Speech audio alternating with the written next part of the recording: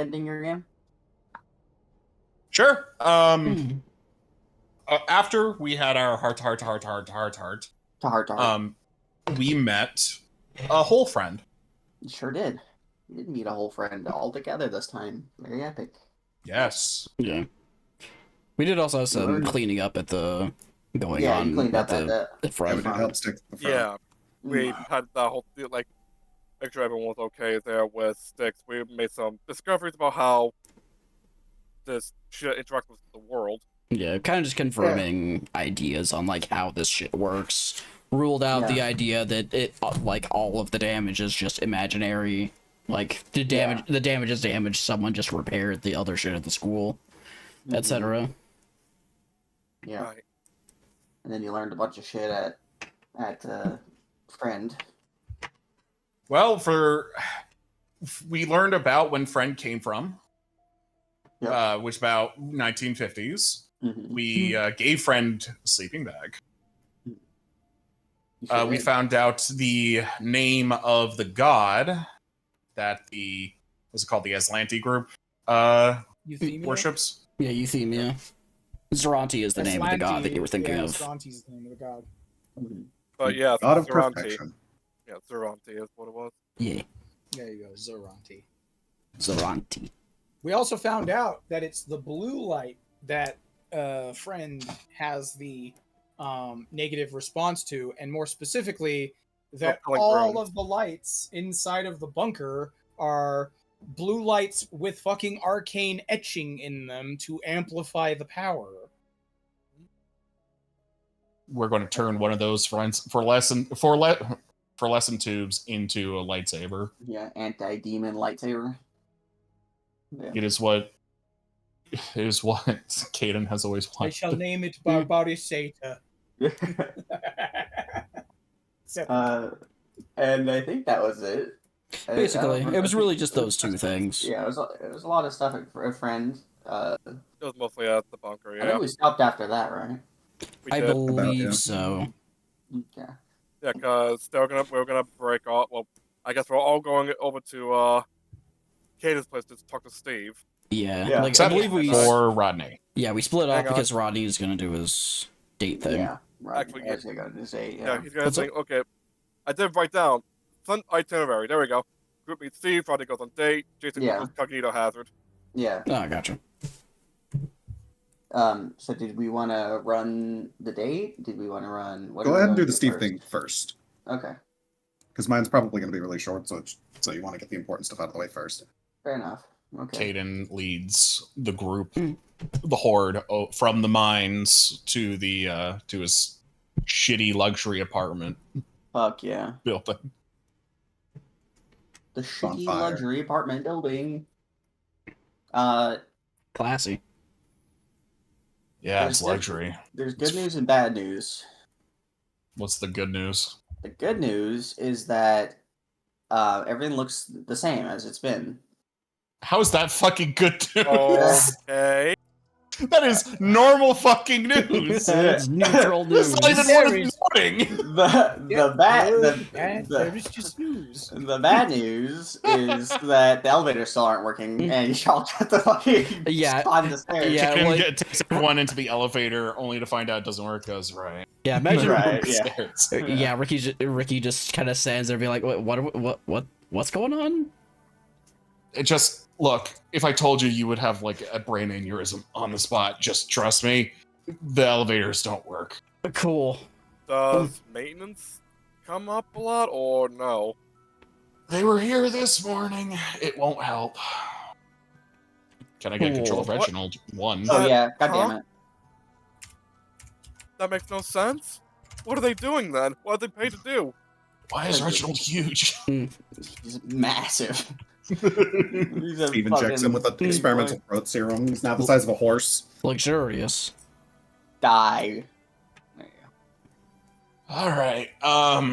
Forget, was Reginald tiny or small? He was small. Okay, so he's same size as Kate. No. Takes up as much more space. Was he tiny?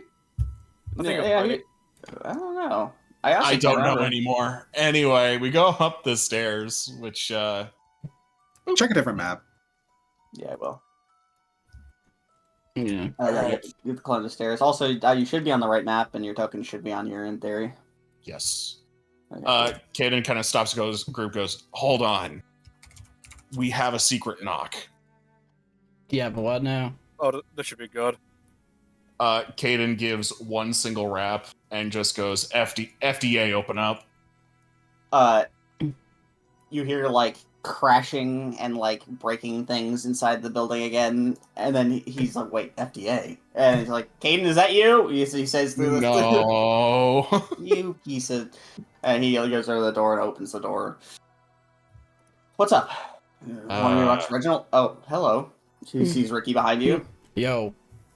He looks at you like you just betrayed every trust in his life, Caden. He's here to fire you again. I'm guessing he didn't tell you about us. Who are these? I absolutely told him about you guys. Not that you were coming. Has Ricky actually seen Steve before? Like, You've not. Gotcha. That's hilarious. I've only heard the stories from Dad. Yeah, no, you never actually seen him before. An entire life of just that fucking Steve. So do you guys like? Kid walks something? Yeah, okay. Yeah, Ricky just fucking walks through, doesn't single shit. Right. Okay, I guess welcome in. Take a seat wherever. Yeah, Ricky like one hand in pocket, one hand extended for like a handshake. It's like, hey Steve, Ricky Ray Romero.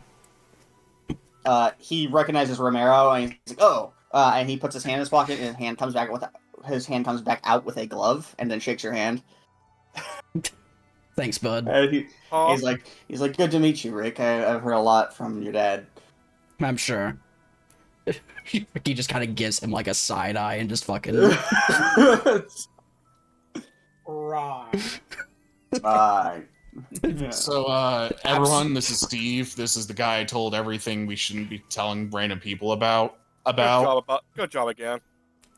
Yeah. So you guys are fighting like horrible, like mutated people. Yeah. That's kind of wild. It's the mental sickness kind of disease type thing, but yeah. And a physical one. I have a third arm. Baocorpus or whatever it was called. Yep. Sure is. Right.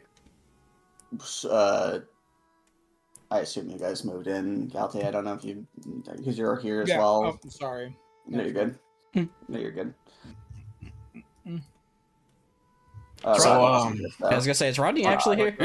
No, he's not. Steve, I don't know how to tell you this, but think you're right about everything involving the government. Well, duh. He goes over to like an old, like it's like weeks old pizza box, and he takes a piece of pizza out, and eats a piece. Yeah. But like, what about it, like specifically, as he like walks over? You guys want to say it? He looks at the group. I forgot what the fucking place is called. I called it the mines. It's not. It's the bunker. Mm-hmm. Yeah, the bunker was a government op in order to like weaponize Baocorpus. You see him like just look at you for a minute, and then just like sit down and be like, "Oh, told you." So, okay, so they're trying to weaponize this disease. Well, they did back in the 50s. They were, at least. Okay, so they have access to it. So you're telling me is there's someone out there that could just be like, all right, you have this now, get fucked. I mean, that's literally what's happening with the hospital and Themia Group. Is that what's happening? Yeah. Well, there's a couple of different working theories that we're going off of here. We know that euthymia is connected. We know that one of the victims from the Cold War era of the government attempt to weaponize this shit is still alive. And and we know that the hospital is responsible for the burning out of people's memories, either to attempt to prevent Baocorpus infection or transformation, or to protect their secrets. The vampire girl is named Galatea, by the way. Thank and you. when she says burnout, I mean like literally burnout. fire. All right. They do know that that method is easily reversible, right? I'm sorry, what? Well, at least to why is this? How the not fuck do flying? you cure brain damage by means of immolation? Yeah, I neurons don't heal. have ways. I bet you do. No. Okay, floor is yours. What's your ways? Well, it's kind of a long, like, Caden long is process. complete fucking 100% attention he's never given to anybody. It's a lot of ointments and Ointments. Oh wow. yeah, ointment. Topical Yeah. creams. Uh-huh. Crazy. Yeah, topical creams. Really, there's also some Do stuff. they help with balance your humors? No, there's some stuff with your sinuses too, where if you like stick you have to stick kind of like a Q-tip up there decently far and like press on certain parts of the sinus, and then. Do you have empirical like proof of the effectiveness of these techniques, or are you just speaking out your ass right now? Are we really here to talk about this right now? I know. It actually is kind of important because if he knows how to cure people, we could, be helping what's his name? Fucking Gary. You'd be surprised how much random shit Steve knows, but what could be more actionable? Ricky, do you have the tube? Yeah, Ricky will just kind of lay out. He probably like kept it wrapped in a fucking one of the 6 extra large shirts he keeps around for Rodney's sake, and just fucking unfurls it out on the table. Yeah. So this burns Baocorpus monsters and my arm. Oh, you know the one. Right, the one. As far as helping people with the burns, he takes off his cap and you see burn marks exactly where Gary had them. Now see, that's empirical evidence. Yeah, it like I said, the process takes a long time, but it is possible. How long ago did that happen? Like 30, 40 years ago. Okay. That happened here? In Grissom? That's my question. He looks at you, like sizing you up, like if you're worthy to be trusted. For God's sakes, just tell him everything. Yeah, Ricky is just this entire time just giving Steve a glare. Yeah, he looks at you and says, "Yeah, here in Grissom." What did they burn your mind for? What did you do? So, well, as you know, no, I don't. I don't. Oh, okay. Well, I'm very anti-government, and wow. It's very clear that when did this happen? 30, 40 years ago. Crazy. 30 to 40 years ago, you say, huh? How old is he? I guess he has a big white beard. Yeah. That would put you smack dab in the Cold War. I will say the method to recover oneself from the burns, it's not perfect. There are still gaps in my memory, but I'm basically me. Do you have any knowledge of any events surrounding Baocorpus that happened during that time? Not back then, no. Anybody go missing? Well, Grissom has always had a problem with missing people. Doesn't exactly instill confidence, but yeah, I guess that sounds like Grissom. Yeah, Grissom has always had issues, especially with kids going missing. I hate that. But if you don't have any memory, unfortunately, that's not going to help. What there are I plenty was pushing towards. There are plenty of adults that go missing too, but it seems like the pattern is they target younger individuals. What were you trying to push towards, Miss Galtea? Well, like I mentioned before, we have become acquainted with a victim of the government's attempts to experiment with Baocorpus. Right. Well, a kid who happened to have gotten shoved down into the bunker during the Cold War and hasn't seen anything but the inside of a concrete hole for the past 30 or 40 years, probably. 1955. He weighs about a ton. Oh, I see. Yeah, their experiments worked. I see. Yes, I see. Okay. Well, if you know where we can get like a winch motor, cable heavy enough that we could pull the kid out? Probably American led. You know the guy? Who, Freedom? Yeah. Why am I not surprised? I'm banned from that store, but yeah. Why am I not surprised? I kind of Yeah, I know. figured that the winch and pulley and chain system would be something we'd have to pick up from American Lead. Yeah. American Lead was probably your best bet. Chains and cables you could probably get from American Lead. If you're looking for a motor, my guess is probably McHale's Automotive. Yeah. If you need a motor, definitely. Yeah, you're on the right track. All right. But What about this tube here? Can we turn it into a Bale Corpus killing lightsaber? He leans over the tube and like inspects it more closely. He gets up and walks over to his room, closes the door. You hear like rustling and like him trying to find something. He comes back out with a cable that is attached to question mark. He's just dragging it. It's a very long cable. And he like it goes up to like the connection points of the tube and looks at you and says, "Is this gonna hurt you if I turn this on?" No. it didn't hurt him when his arm wasn't out. Yeah. Okay. Yeah, just as long as I keep have that my stuff gills. covered. As long Okay, as third alright. arms and gills stay in, under clothes.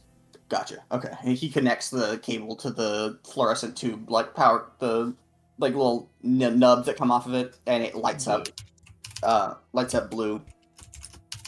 And he looks at it more closely now that it's illuminated. And he like puts his fingers over the glass engravings of the runes. Burns himself. And he goes, "Ow!" Yeah. Yes. No. Ricky definitely half expects this guy to just burn down his apartment.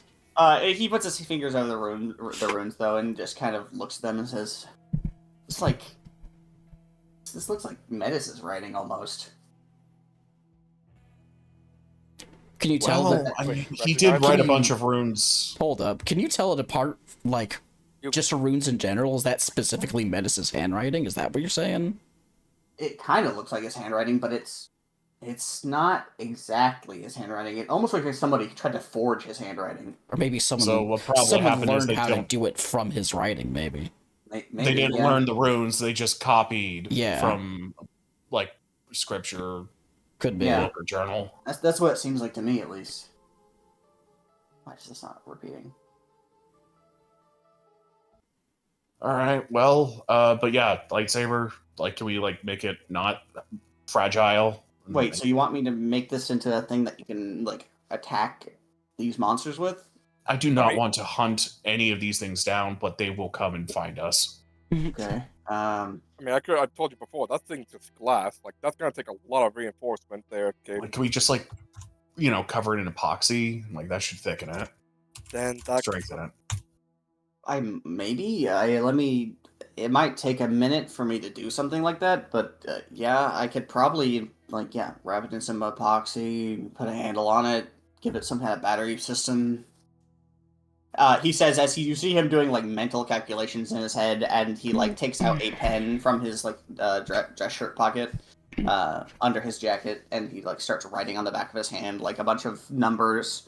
If anyone looks at his hand, you can tell that like he's not writing actual numbers. He's writing like weird like script. It like looks like shorthand. yeah, it's He almost has like he has a cipher of some kind. that yeah, he it's uses. some kind of shorthand and cipher that he's using for math and notes that he's taking. Oh, where'd you And learn that? Oh well, when you're hunted for 30 years, you pick up a thing or two, and he just keeps writing. And eventually he hits like a dot, period on the end of a sentence. He's like, "Yeah, I could probably do that. It's gonna take probably 3 or 4 days to be able to make it, but once it's done, it should be, in theory, functional." Caden looks to everyone and goes, "Can we I know it's gonna be hard, but can we not get attacked by monsters and then can that be our plan?" Sounds like a really good plan to me. I cannot make any promises there, man. You can't fit it into your schedule. Yeah, it's a Very- very Rodney's voice echo on the wind. No. it's a very cool plan, but I don't know. Actually making it happen is gonna be a bit harder. I'm glad, Reginald.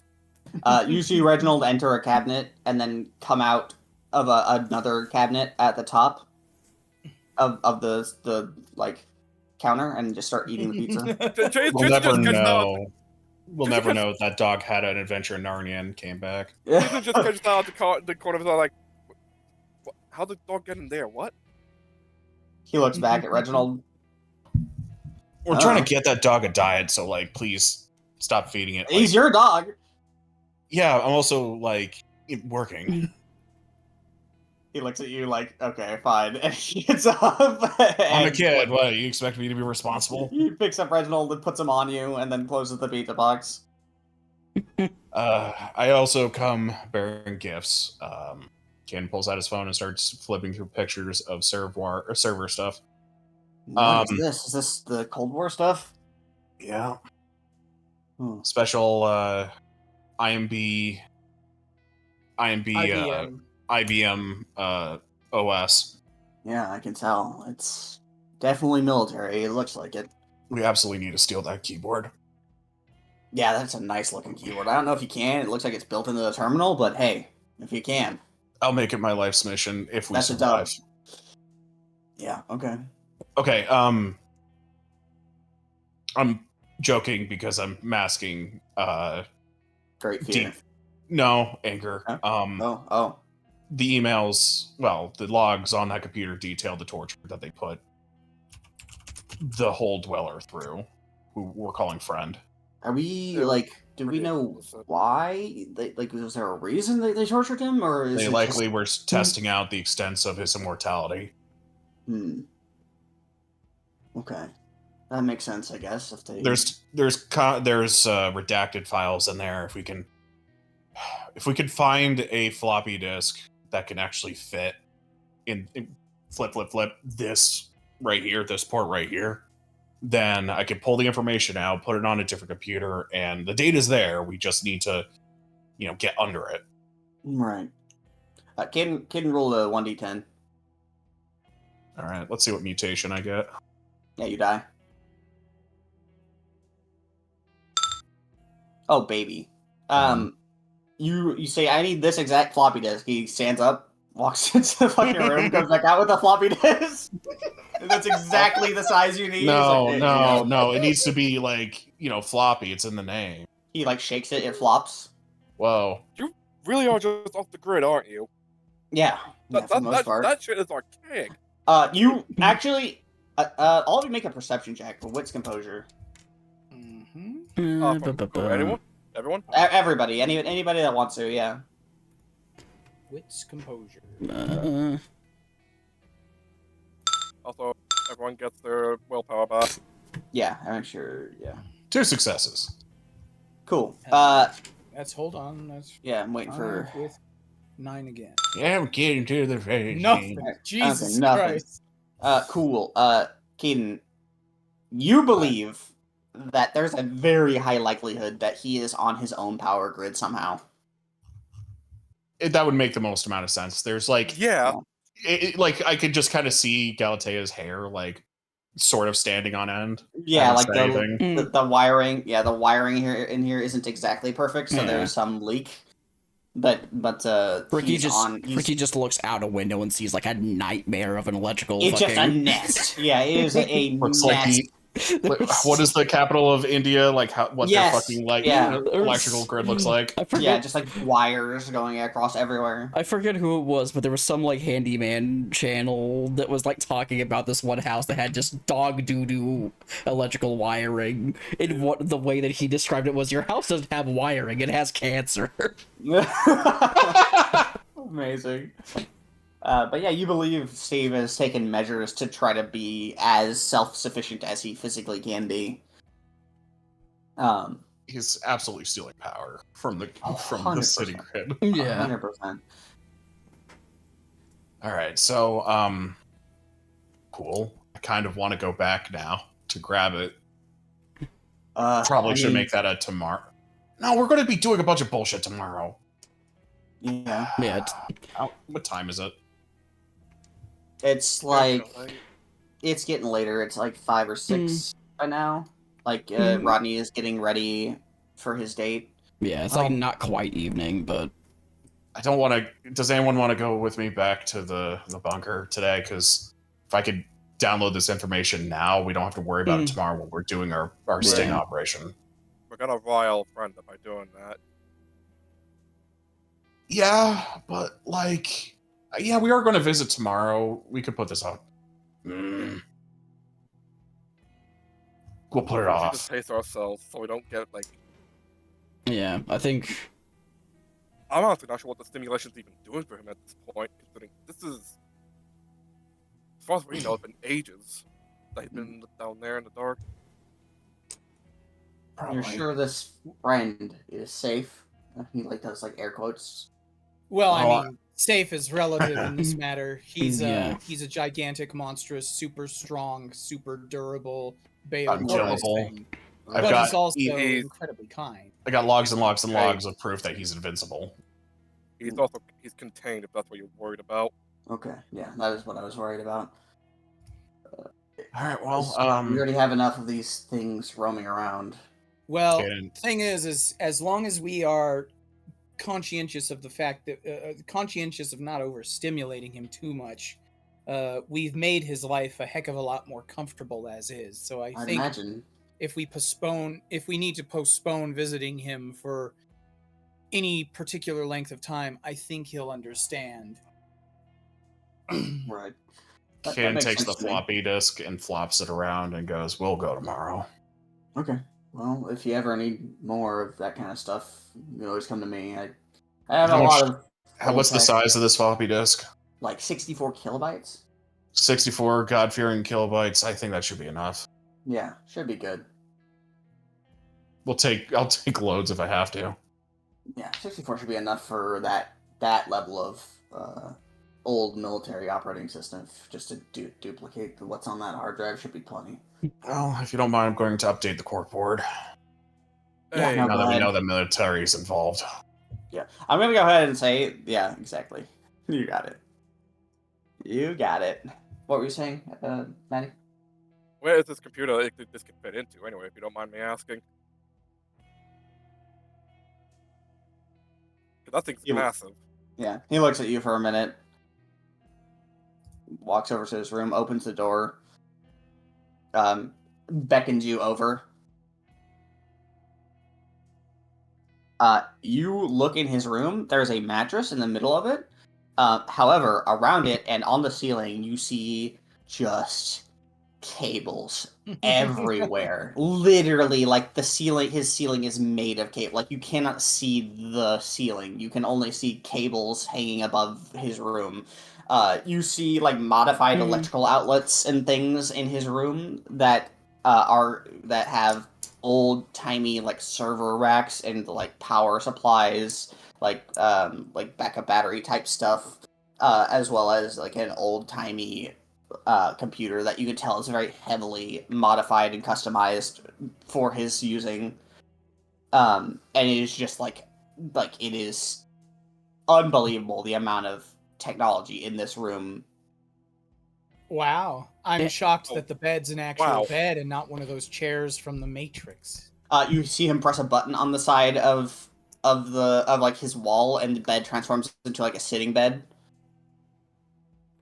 I would forget I said anything. I mean, this just confirms me that you're just living in a fire hazard. But damn, bitch, you live like this? This is impressive. I have a fire extinguisher. Do you? Does it work? He goes over underneath his sink, pulls it out. It's like expired by like 20 years. What was the last time it was serviced? Check the tag on that bitch. 1999. Cool, you're probably good. It's probably fine, right? Kaden yells from the other room, "We're buying him a fire extinguisher when we're at Mr. Freedom's place." Okay, yeah, I'd appreciate it. Hey, 2 fire extinguishers? That's a win-win. Gosh. Also, we're getting him an electrical fire extinguisher because there's one. You need a specific fire extinguisher for electrical fires, which I doubt he has. It's just a normal fire extinguisher. It's not like an electrical one, yeah. Hey, Jason. Can you come to the cork board? Let's see. Caden has put a like army green bit of yarn on a pin on the bunker, and he's tied that to a pin on your house. Do you know how old your grandpa is? I don't think we ever established that. He's old. He's older. He's like in his 60s. Yeah, he's in his 60s, maybe like early like just turned 70, possibly. But I'm gonna say He like was 65. ostensibly in Nam, right? Yeah. Yeah. So given it's 2010, Vietnam lasted from the 60s into the early 70s. So Yeah, it's probably like 68 is what I'd guess. Well, I mean, we know that the bunker was abandoned a few decades ago. We got that information when Ricky asked your grandpa. Right. Your grandpa's in the military. He lives in Grissom. So you're thinking he's involved with this somehow? I don't think he ran the operation. If anything, I think he was just the military's equivalent to an intern. I mean, there's really no reason a combat medic would have been assigned to the bunker. They would have had like a you remember looking at the medicine that he was using? That is not something you just have. Man, you're really still hung up on that. I will be hung up on it until I get a good goddamn explanation. Well, I mean, you aren't considering the idea that as a combat medic in Vietnam, he would have seen a lot of shit and has probably been, I don't know, self-medicating with stolen goods for post-traumatic stress disorder. Kaden gives you a blank look. Brock looks at you and says, "God damn." Like, just like, that's dark. And that medicine would not last. That doesn't have the shelf life of 50 years or 40 years. Yeah, I don't think that would matter much to somebody who was using it for purposes other than what it was made for. Look, I'm just saying there's too much connective tissue here. It might be something worth investigating. Sure. I'm just saying, we can't rule out the possibility he's just got PTSD and stole a bunch of drugs. And is maintaining that drug supply. Or he just doesn't use it as often as we figure. Again, shelf life. So very clearly you want me to go snooping around and figure out if he might know anything. Yeah. Catching it? Mm-hmm. That's the beginning, middle, and end of it.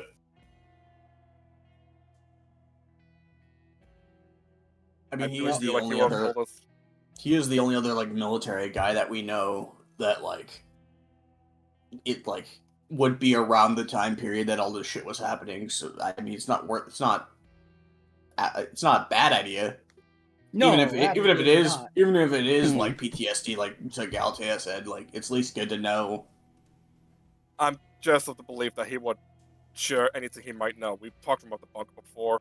Yeah. And he knows how deep we are in this right now. I would like to trust my grandfather. Yeah, but trust but verify, as Reagan said. That was Reagan? Yeah. I hate that quote now. It's okay. He was a lizard person anyways. As he what you said. How are you real? He looks at Ricky. He says, "I'm not," and his eyes get big. God, I wish you weren't. He I wish that was true. He laughs at you. Good.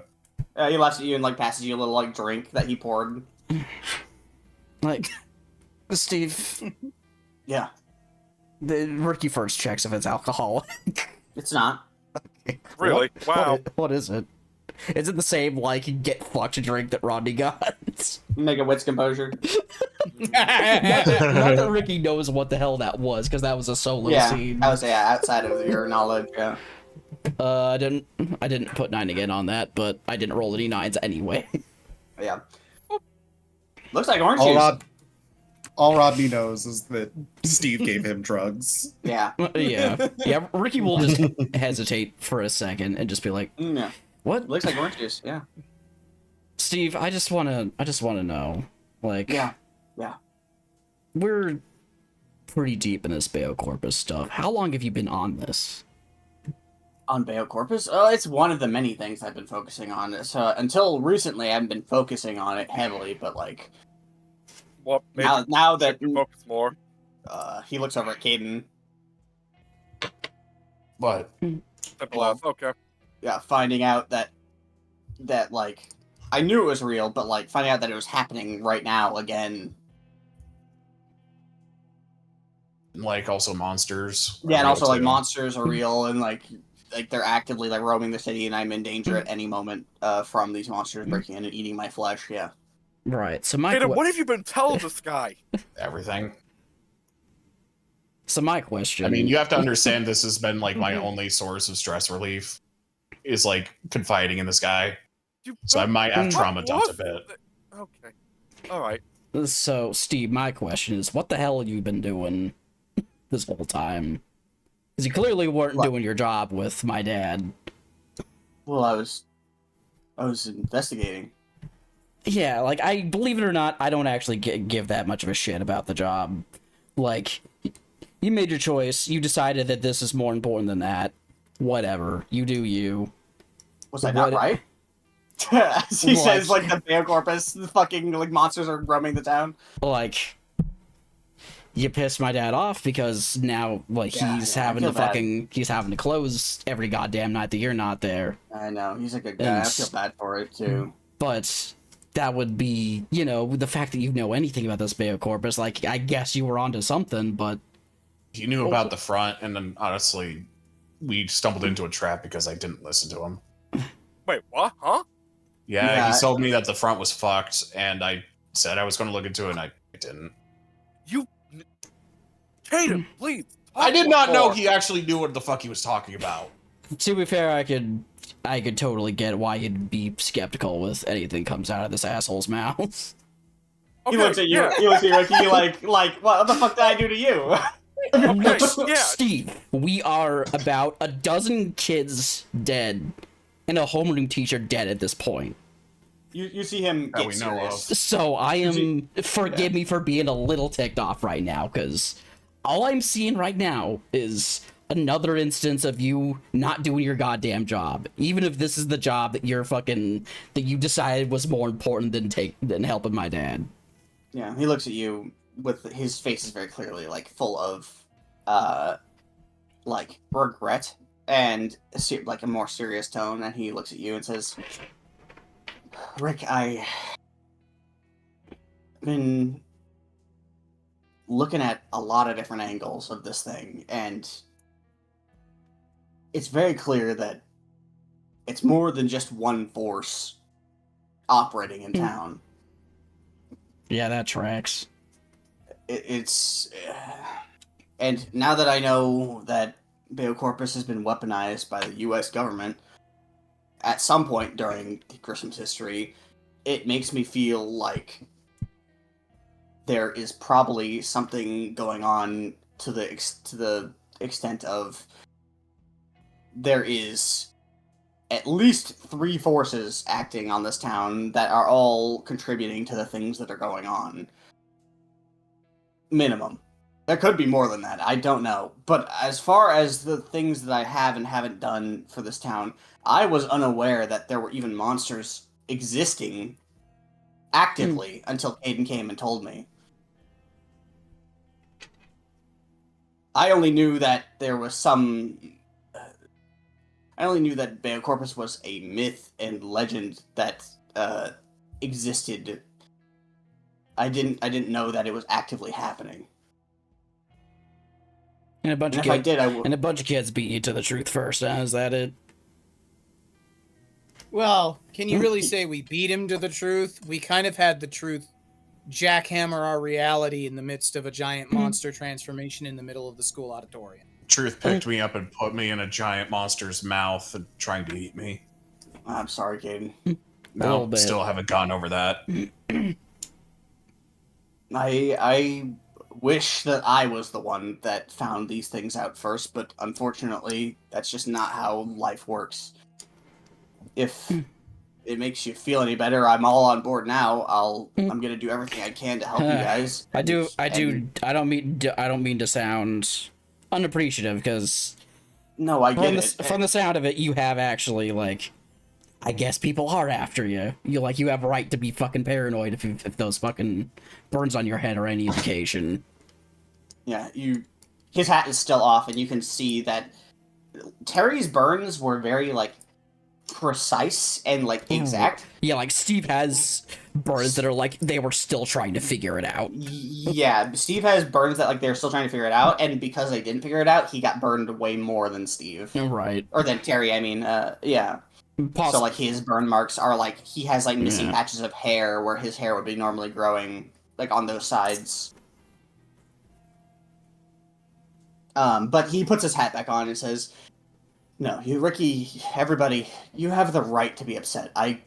The things you guys have been through and are going through, like, it's not... You guys shouldn't be having to deal with this at your age. You should be out there, like, kissing girls and fucking, like, enjoying your high school life. Like, I don't want this for any of you, but here we are." Brings up this. But still kids, guy. I know, but now you're also having to deal with horrible monsters. In fact, not just horrible monsters, but your friends being turned into horrible monsters. Like, I've been trying to not think of them as monsters as hard as that fucking is, because I don't want to forget that there's the people that we know under there. And, like... We can save them. Can. I don't want to... Against all odds, Bobby is still technically alive. I don't want to contradict Ricky, because he does make a good point, but as far as I'm concerned, you're good people. You were good to my dog. Ricky has every right to not like me. I fucked his dad. I fucked him in the process, and... Can I just ask a question real quick? Why did you take a job in the first place? I needed money to fund my research, but then I ended up not having enough time to do the job. I thought I could balance and juggle both, but yeah, I was wrong. How long, do I happen to know, like, how long Steve even worked there? Was it, like, a month? It was, like, 3 to 4 months.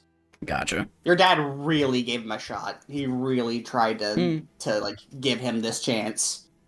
Right. If we could get through all of this, you know, we're all going to have to pick up our lives and get back at it. Yeah, definitely. That means you too. He looks at you like his life. Like, he has this look of this is his life, but also like he wouldn't know where to begin if he was to not do these things anymore. Yeah. Like, I get that you have a million things that you're interested in and trying to chase after, Steve. But for my sake, could you do me a favor and for at least until we get all this shit taken care of, could you narrow down your focus to just what's fucking with Grissom?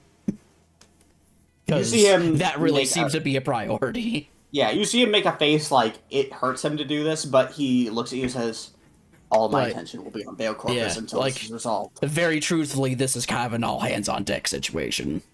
I agree. I have another stipulation as well. What's that?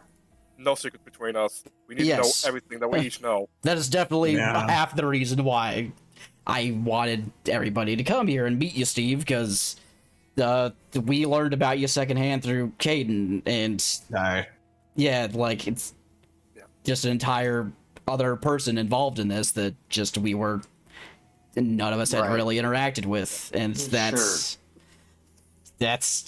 screwy. I understand you're paranoid.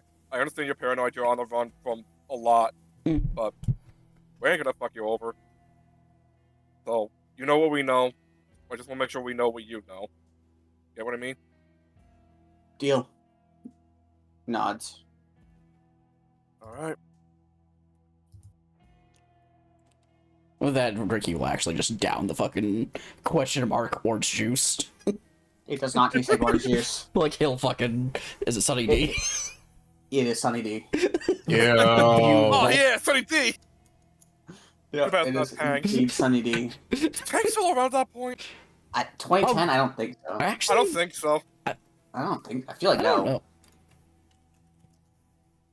Yeah. So, I do want you guys to meet my dad. Well, you know, he's next door, not you, Steve. 2009. I've been called to dinner, so I'm going to take care of that. Okay. Ken got discontinued in 2009, by the way. Also, we're just like missed it. It is like we are at that time frame where it is recent enough that the loss still hurts. Yeah. Yeah. So, Caden, were you speaking to everybody in the room, including Steve, or just the group?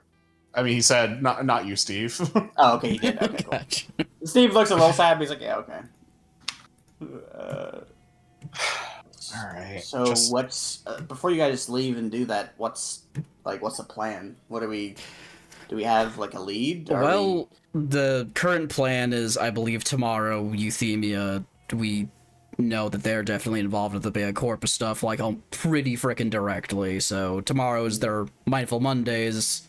I believe it's me, Galatea, and maybe Rodney that are going to it to see what we could do directly at the meeting while Jason and Caden go to their temple to see what they scrounge up while everybody's not there. Yeah, okay. When was the big auditorium meeting we had last week?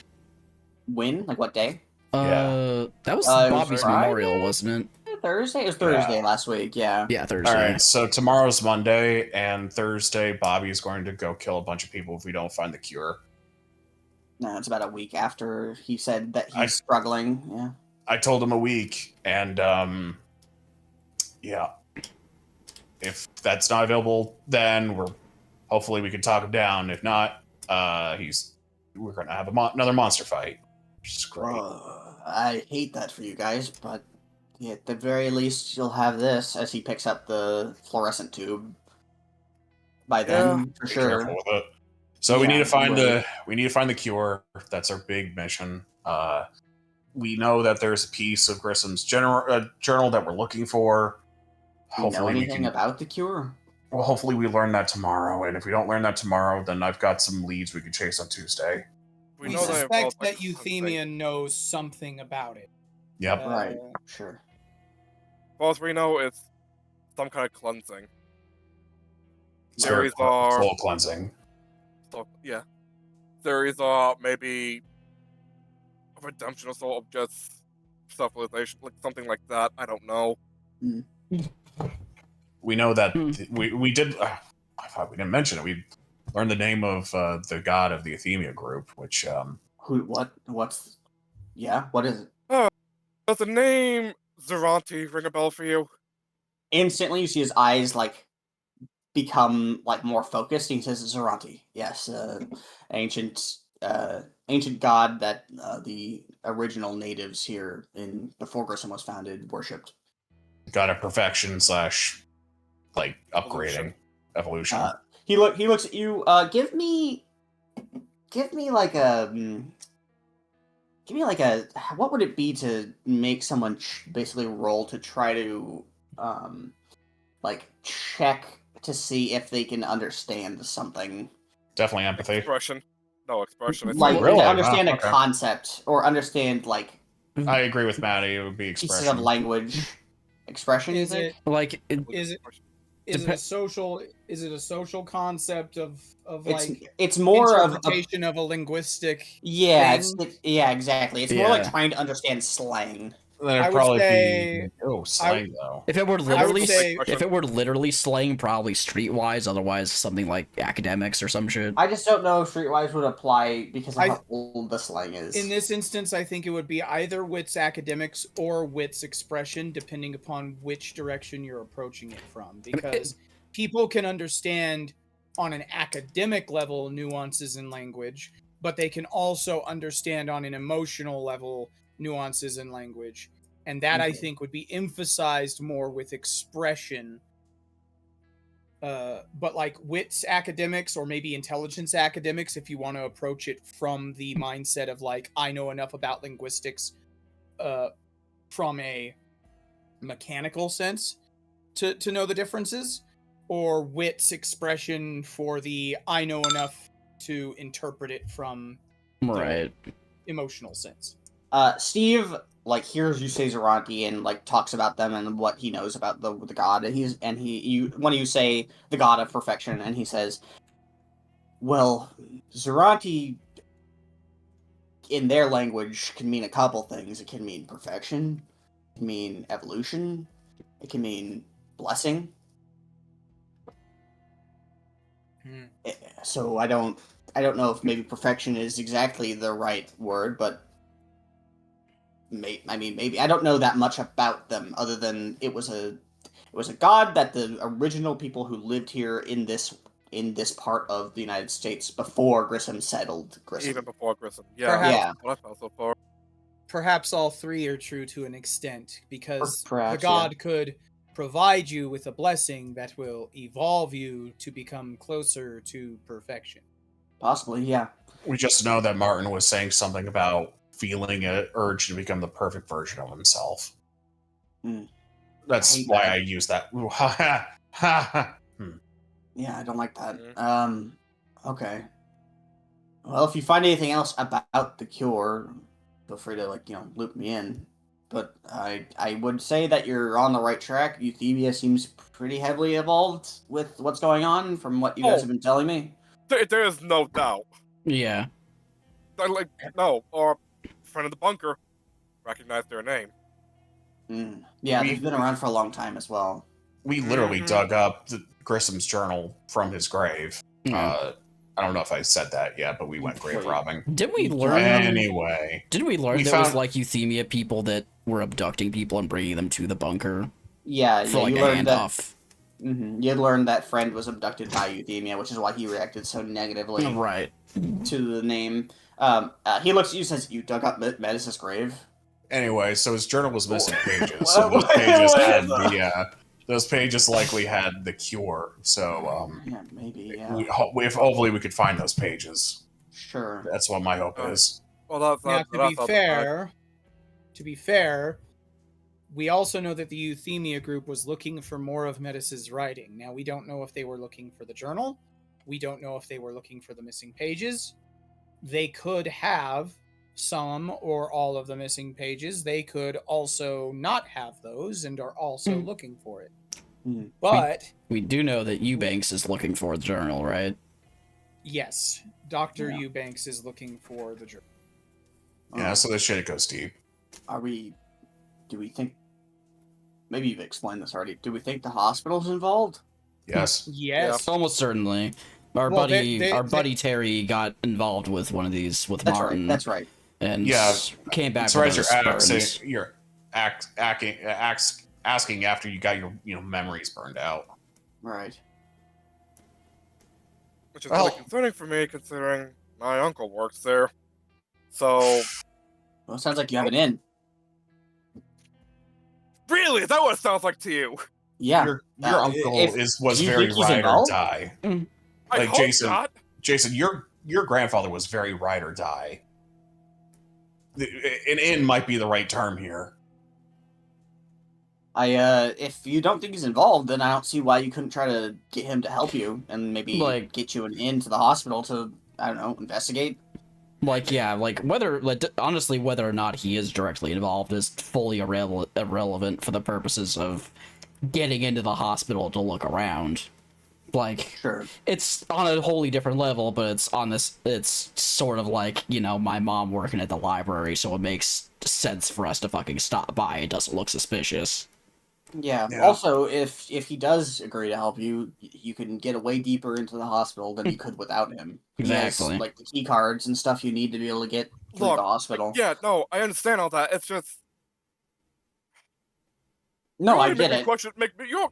Kenny, you already make me question trusting my grandfather. I don't know if I can trust. Well, I told you, from the onset, told you that I think he's lying to you. But I said after meeting him, I still think he's good people. I just don't think he's being fully honest with you. Yeah, it's very possible he knows more than he's letting on, which could be either, trying to protect you from stuff, or could be any number of reasons, but I think he was aware enough of what's going on to know that you needed a gun. Because the context that we gave him, he was very quick to hand you a revolver. Well, it points to Delta. Yeah. You don't just casually do that to a high schooler. Unless you're cool. That's Unless, which we know he's cool. You see Steve biting his tongue actively. He's not one to talk. Hey, Steve, do you have a gun for me? I don't know. How about I'm about to make you a flamethrower lightsaber, though. How about a flamethrower that is unlocked when you hit the emergency fucking shutters to lock yourself in this room? I do have that. Okay, I do, but I wasn't going to give it to one of you. No, you were just going to use a flamethrower in an enclosed space. Yeah. Anyway, can we have a look at this thing? Like, what we want to do with it? What thing? He looks down at the bulb. The light, the bulb, yeah. Like. Oh, well, if you leave it here with me, I can try to convert it into a defense tool, like you were saying, but... We could trust Steve with it. Yeah. Here's Steve, like... I guess this is a question for you, Steve, and you, Jason. Do either of you think you could, like, replicate this, writing these runes or whatnot? I mean, I'm going to tell you, it's going to be the easiest thing in the world. All we have to do is, like, cover the thing in ink and then roll it on a sheet of paper. Yeah. Done. If that's all it goes into making one of these, yeah, that wouldn't be very difficult at all. But I don't know if... I feel like there's probably more to it than just that. Yeah, that's kind of what I'm thinking. It kind of depends, but ultimately, by the way, you might not want to roll it in ink. You'd probably be better off wrapping parchment paper around it and doing a scraping with coal. That works too. Yeah. But I'm just pointing out how easy it would be to transcribe. Right. This is a very specific thickness of glass as he holds it up and kind of holds it like vertically away from him, so it looks like a straw like pointing away from him. And you can tell that the thickness of this bulb is much thicker than like a normal fluorescent bulb. So we already know that if it's thicker, then it's already tougher. Just maybe not. It's definitely tougher because it's thicker glass, but it's not like an easily obtainable material. Right. To be fair, there's nothing necessarily... You don't necessarily need to keep the glass... keep the glass as the product that is used in this instance. You could use something like a high-impact plastic, probably. That's kind of what I was thinking of. Jason, like, do you think it would be a decent idea or possible to put these runes on your fucking... whatever blade. God damn it. Whatever blade. Maybe roll a cult intelligence. Or actually, give me a second. I'll look at your shit. I think. Do I involve mythology specialty here? Nah, no. That's a lot. That's a lot, yeah. I don't think so. Yeah, roll. You can either do a cult intelligence or crafts intelligence. I will aid this with into cult. Then I gotta do a cult then. Okay. Your cult's pretty good. It's really good. And your int is pretty good. Mm-hmm. I gave you 3 extra dice. That's a fuckload. Holy shit. Ricky's gonna fucking... Are you aiding as well? Oh, inspiring. I'm gonna aid in my inspiring way. You can do it, buddy. Think hard. So regain that willpower then, because you didn't actually spend what? Yeah, you'll basically you'll get it back immediately. Yep, right on. So 6 dice. Yep, there we go. You're inspired. Yeah, so 6 dice on top of your normal. And fucking everybody else is inspired, including Reginald and Steve. Yeah, it just feels like you see his brain like going. Oh, give me one sec. Jason, don't roll yet. Okay. I guess Steve could also be helping. Yeah. He probably has a cult. So I just want to make sure I got 3 from Galatea, I've got 3 from Steve, it looks like now, and how much from Ricky? 3? Yeah, 3 because you spent a willpower to use. That's what it is. Yeah, you're spending willpower. So you have 9 extra dice. And you're inspired, so a 3 will be an exceptional success. Yeah, so you should have 9 dice on top of your base roll. Holy Jesus fuck. Christ. That's so many dice. Take a beat. On a ball. There is a moment where you're looking at this thing, and you and Steve look at each other, Jason, and there is just this unsaid connection between people that enjoy crafting things and like making things. And you immediately both like start looking deeply at this writing calculation. Steve starts writing in short form again on his hand, this time going up his wrist and like on his forearm because of how much he's writing. Yeah. And he eventually says, with time, I could probably transfer these runes to like a plastic. It would just be it's just a matter of understanding that the blue light and the runes make this thing harmful. Right, we gotta make sure they work in cohesion then. Yeah. So if you were able to get, I don't know, a baseball bat or something, I could probably scratch the runes into that, apply blue lights to the outside of it, and then you functionally have a working. How does metal work? Corpus. Metal could work too. It'd just be harder to scratch into. You see, the more you see, the more Steve explains this, you could see just Cam dying on the inside as the dream of owning a lightsaber is just fleeting. Okay, I'll still make the lightsaber. He's still that is definitely a project he's committed. I wasn't saying anything. I didn't say anything. That's okay. That's okay. Anyways, you have access to more of these bulbs, right? Yes. Yeah. However many there are in the bunker. Yeah, our intention was that we were going to probably try our best to empty the bunker out of as many as possible and replace them with regular fluorescents. If you get me more of these bulbs, I could make more defensive tools for you guys to use against. I'll bring a bunch of them tomorrow after we meet friend again. Yeah. Okay. Jason looks up. What is the lighting here? The lighting here is just like basically none. Like there is a small light hidden like in a corner of this apartment. But like most of this apartment is lit by like monitors and like things like that.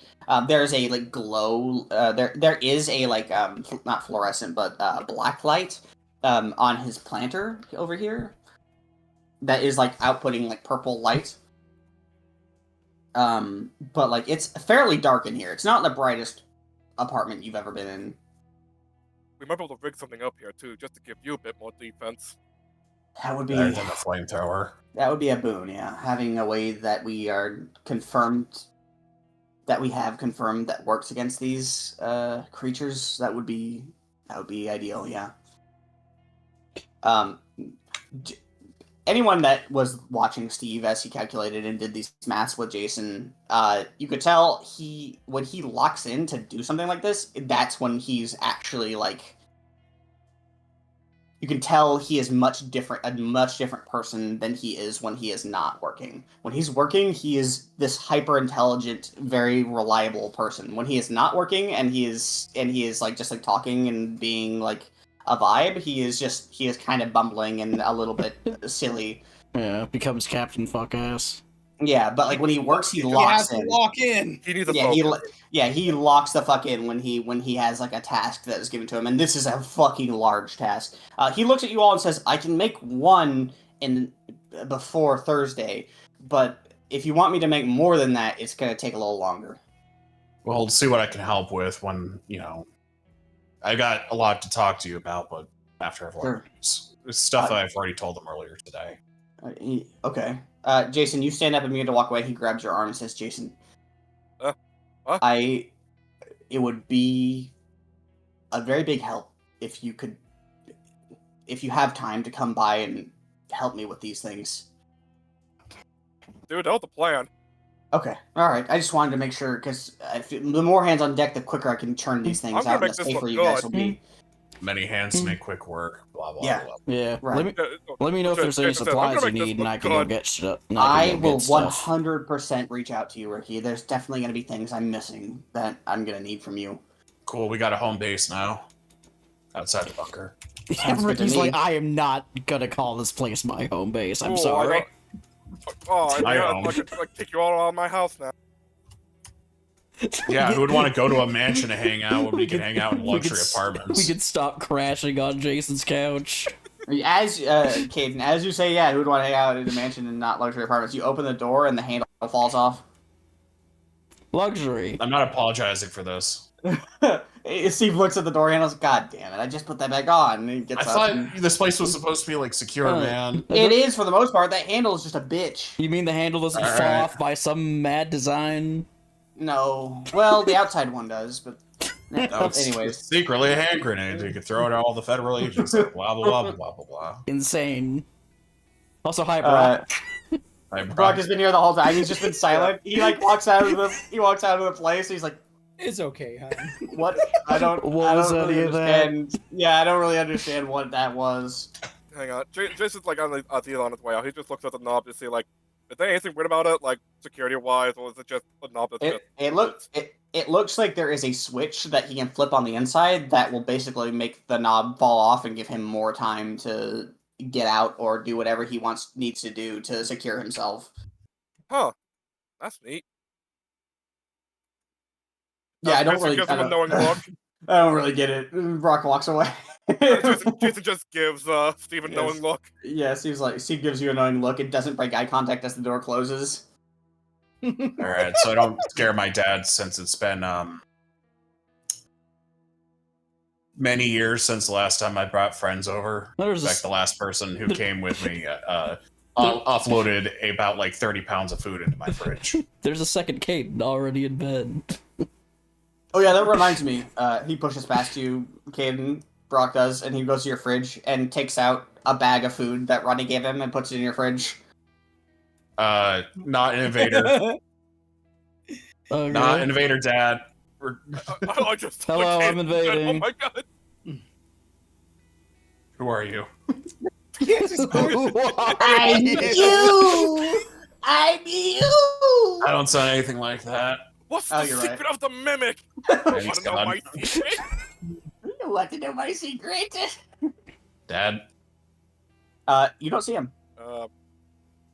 Mr. Scott? Sorry. Knock, knock, knock. Hello? No response, but the door's unlocked. Open. You see your dad sleeping on the bed. Snoring? Yeah. Cool. So, I told him to get off of caffeine earlier today. I think this is the inevitable crash. This is a good thing, right? I think you say you're like always running back it, right? If he wakes up, then yes. If not, no. Jason peeks his head in. We can clearly hear him snoring. Yeah, it's like somewhat loud, but it's not like you're shattering or anything. Oh, he doesn't have sleep apnea. I was hoping to do introductions, but I am not waking him up from that. He deserves that sleep. Yeah, I can respect that. Oh no. Oh no! Just Reginald takes a absolutely fat shit. Reginald DDT's Tim, and he's fucking rockets into him like a damn cannonball. Yeah. You just hear like actually he just lays across his face, and then you just hear the snoring stop, and then you hear. And he pushes Reginald off. He's like, Reginald can't do that. Alright, he's alive. It's a good thing, Jason. We have guests. Okay. I'll be out in a second. Alright. He gets up and you hear him like get dressed and I can't believe you drag your sleep-deprived dad out of bed just to... It wasn't me. The dog did it. It wasn't me. You can't blame us. I most certainly can. I don't know if you're here for it, but I had Brock just have a bag of food that you gave him to put more into. 100%. Okay, good. There was one for Steve, too. Okay, cool. Brock's like, oh shit, there's one for Steve, and he just like leaves for a second. Well, I'm glad to see that he's able to walk around on his own power. Very spry for a guy with a broken leg. You can tell he is starting to become less and less numb with time. Good. But Tim comes out. He's like, "Oh, hello, hey, Mr. Scott. Hi. Hello. I don't think he's met any of you yet. Yeah, nope, not a one. Hello, I'm Ricky Ray Romero. I know you, friend. Ricky. Yeah, you're around town, but finger guns at him. But who's My name this? is Galatea. Nice to meet you. My aunt and uncle own the pawn shop. Oh, okay. You're Jack and Jill's niece. Niece. Yes. Yeah. Okay. All right. And he points at Jason. You are... Name's Jason Gimmel. I'm just a classmate. Oh, okay, well, it's nice to meet you all. It's good to see some of Caden's friends around. Feel free to come over whenever you want. I can make us something to eat. He opens the fridge, and it is just packed with fucking food now. And he's like, sandwiches? Sandwiches sound amazing. All right, he pulls out like some turkey and like cheese, and now with fresh bread from Rodney, he just starts making like a fuckload of sandwiches. Fucking fresh rye bread. Yeah, literally fresh baked. Caden gets next to him. Tim looks down at you and is just smiling. There was also a container of like homemade dog food. That is what Caden's doing right now, is getting dog food for it. You would like, you mistake it for like containered soup at first. Yeah, like stew. But like, yeah, but it's like for Reginald is written in Sharpie on the top of the lid. Yeah. This is your diet now. Reginald teleports behind you the second that you crack the can. Teleports. Nothing. Yeah. The Ultra Instinct stings. So Yeah, exactly. Tim looks down at Caden and like he just has kind of this biggest smile ever on his face. It's a big smile on his dad's face, but Caden's expression is very like, it's a very long look on his face as he's kind of gives the bending over with the plate bowl full of food for Reginald. He goes, I told them about. I'm sorry. It's okay. I know. I told them. That's your. Not just me. I told them, and I'm sorry that it included your business as well. And Caden, he puts a hand on your shoulder. If you felt that these friends of yours deserve to know, then they deserve to know. I'm not going to judge you for that. It's your right to do what you to trust who you want to trust. Caden comes back up after lifting the like putting the dog bowl on the ground, and he looks up at his dad and is just like, for the first time his dad has seen in years, actual open emotion on Caden's face. Not like, not like concealed or suppressed or repressed. It is like open fucking eyes, pouring tears, looking up at his dad. Like like the wound fully fucking open. Yeah. Tim immediately brings you into an embrace and says, "It's okay, kid. They're good people. They seem like it, and I'm glad that you have somebody to trust." I do. I do. It means a lot. Thank you, Dad. Of course. I love you. I love you so much. I love you too, Caden. You know that, and that's never gonna change, and it's only gonna grow stronger. I don't know how, but it will. Fuck. Where I can say fuck. Okay. You see him start to tear up too, and he just like grits his teeth, and just hugs you a little harder and says, "Okay, sandwiches." Sandwiches. He hands you a plate with sandwiches on them. You look down at Reginald's bowl, is gone in half a millisecond. And that's your dinner, dude. You see Reginald as you exit the kitchen, just like laying in the middle of the like floor, like just absolutely fucked up from that food, just like full as fuck. Caden hands a sandwich out to everyone, pets his stomach, pat, fart. It makes like it sounds like he's full of soup. Very specific sound. After seeing the display, but just the whole thing, Jason's just texting his mom to see how she's doing. You get a text back, and it says, "Doing good. Long day today. Another project started. We'll let you know if I don't make it home tonight." I thought she was homesick. Is that the same day? I thought it was. Maybe it is. Then Yeah. if she is homesick, because it's been fucking 3 sessions. Oh this my Sunday. god! I'm gonna, oh 3 no! seconds. No, she's sick. Then yeah, she's at home. Not yet. She will be fucked though. That's a little foreshadowing. Caden looks over your shoulder under your shoulder at your phone, and it's a very kind of like lips pressed together, kind of not saying something look he's got. Yeah, Jason. Yeah, Jason. Yeah, she basically texts and says, "Yep, I'm fucked. I'm sick. I'm coughing up a bunch of green stuff and like don't feel great. I'm gonna be in bed for the day." It's honestly probably something like, I'm sick, but work already called me telling me that there's gonna be something else in the future that they want me to take care of. They basically told her that there's a project that you're gonna get fucked with, so get ready for that.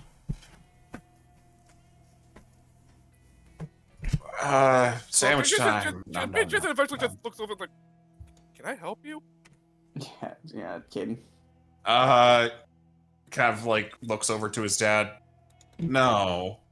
As he pulls out his phone and texts you immediately, bail corpus, bail corpus, bail corpus. Oh yeah, because she's sick. I got 4. Jason just text back, "I don't know yet. I don't want to make assumptions, but..." What does that roll for, Ricky? I got 4 successes to find a ball to throw over Reginald. You find like 25 balls. They're all under the couch. I imagine you throw it doesn't go. Next ball you just throw at him. No, you throw the ball, it hits him in the stomach and makes the soup sound. That's a soup sound. He's full of soup. Your dog smells like hell, Caden, but he's a good dog. He rolls towards you, not actually getting up. He just rolls at you. And sits here waiting for pats. Oh, who's a terrifying boy? Oh, you're so big. Makes like tired, full sounds at you. He's gonna digest that food, and Reginald's gonna have like infinite energy at 2 a.m. I want you to know that. He is. Also, he's gonna have the best shit of his life. Yes. Sure. Considering what the Rodney and the party has seen, that has been taken into account specifically. This has been we've accounted for this. Oh fuck. Tim walks out and he has like drinks also on like a platter. At the same time, Brock just enters the house again, and Tim looks back and sees Brock and is like, "Ah!" That's like, fine. That's not a home Brock. invader. What? Not a home invader. Oh. So who's this? He just looks like a super villain, okay? Sorry, my name's Brock. I'm friends with your son. Sorry, I just went to go drop off something to your neighbor because Rodney had me do that. So come sit down, Brock. Oh, okay. We got sandwiches. You see Tim like still not fully trusting Brock as he like this is really stiff as Brock walks by. Ricky throws a ball at Brock. Galatea is going to like give like a. Okay, is Brock sitting down or not? He will in a second. The ball is thrown at Brock. Reginald like rolls over to the ball and trips Brock, and he lands on the couch. Okay. To emphasize the point, Galatea is going to look at Brock, look at Tim, and then smirk to herself, and then sit on Brock's lap. Brock, his brain just like short circuits and doesn't understand what's happening. And Tim's like, "Oh, okay, all right, I see. Okay, cool. Well, here's some drinks." He puts them down on like a little table that's next to the couch. Tight. I'm gonna be in my room working a little bit, so if you guys need anything, just holler. Thank you, Mr. Scott. Yeah. Thanks, Dad. He goes in his room. You hear him like grab the key. You hear the fucking laptop next through this wall. You hear it like spin up, like like how shit and it is. Yeah. That's my dad. He's amazing. He seems nice. Yeah, he seems nice. Yeah. Did he get like I don't know, some kind of childhood injury that made one eye be like 3 inches above the other? Or... I don't know. What? I think he did say he's had like military time, so like he had fucked up his eye. Huh. So should we ask him about Brock? Brock just associating military with Bail Corpus? No. Are you sure? He doesn't live. We were only recently in Grissom, man. Oh, that's right. You guys moved. That's right. Okay. All right. Yeah. Has Jason's family always lived in Grissom? Grandfather spent in Grissom for a while.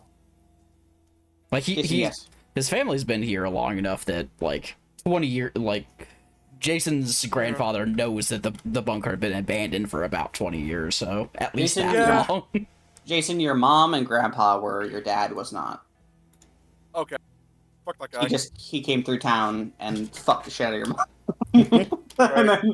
I kind of at that, my line of fucking thought that's kind of happening in people's head, Kaden kind of looks over just like, you don't have to, it's heavy or not, but like, you never really talked about your dad.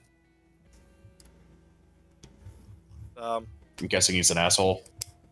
I mean, he doesn't live around here. Doesn't stick around. Okay, so he's not dead. It sounds kind of like an asshole to me. He's a truck driver. Okay, but like, yeah, does he come home? Are your mom and him like still together? No. Was it when I was like, I can't remember that far back. Well, I guess it's fine then if you don't want to tell us about him.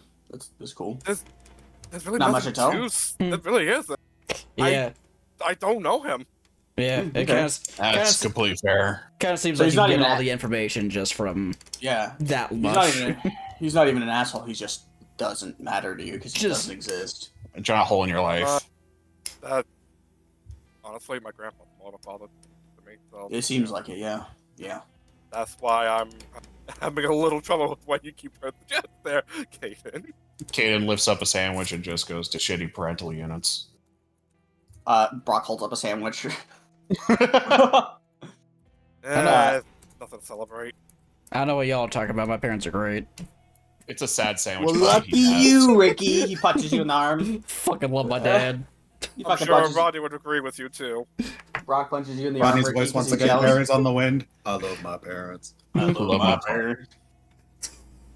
Just flashing back to the one fucking Metalocalypse choke of fucking Nathan explosions and like, not me. Fucking love my dad. Fucking love my dad.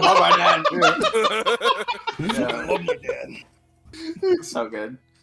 He kind of like looks over at Galatea. Yeah. Shitty parent units. Nom. Right. Brock's hands are like on your hips as you sit on him after he eats a sandwich, and you feel his hands like begin to like squeeze, and he looks at you. He looks at you and says, "Galatea, I'm starting to feel in my hands again." Fantastic. Congrats. He just like stares for a second. She gives him a wink. Jason hears him say that, looks over, he sees it, like, great timing. I don't care if you're like 3 times my size. I will absolutely kick you out of my apartment if you start this. Huh? What? Oh, so I'm sorry. No one's starting anything, Kaden. I'm teasing him because his reactions are adorable. I'm sorry, Kaden. I didn't mean to. I'm sorry. Here, I will do you the favor, and I will get off of his lap since you're getting so offended by it. Brock looks like he just ripped his heart out. Oh my lord. Hey Ricky, what is it like having like siblings? Yeah, but that's kind of cool. Yeah. Like your sister is cool from like brief interaction. Yeah. Rose is a handful. Remy's not really. He's spent a lot of time over at McHale's, so he's not around a lot. But he hangs out sometimes. He's pretty chill. I don't think we like met him really. No, I think he's a senior right now or some shit. Oh, okay, that makes sense. Yeah. But yeah, our schedules don't he's pretty busy most of the time. If he's not at school, he's either working on a car over at McHale's or working at McHale's. Kaden kind of looks like immediately distraught and goes, "Oh no, that's right. Your sister was with the. I really shouldn't be in her vicinity." Yeah, my sister. I've been trying to teach her to, stay focused and not try to delve into people's heads. But I don't. She's young. I'm not sure how much that lesson's actually sat in. Well, I mean, I imagine it's as difficult as any normal person not thinking about pink elephants. Right. Someone says that. She's so scared of what she sees at one point. Yeah. She's likely to do it just on instinct or habit or reflex, and I'm likely to think about my bad shit because I'm trying to not think about my bad shit. Yeah, that's kind of what I'm worried about. I also, like, not that I'm not exactly sure how we're planning on using those lights, but from what I can tell, when it burns, when it makes in contact with that stuff, it's, you know, the things that have changed, like your arm or the gills. And Rosie's doesn't have a whole lot of like internal? it's mostly internal, but the thing that I think has changed is that her eyes have a bit of light in them.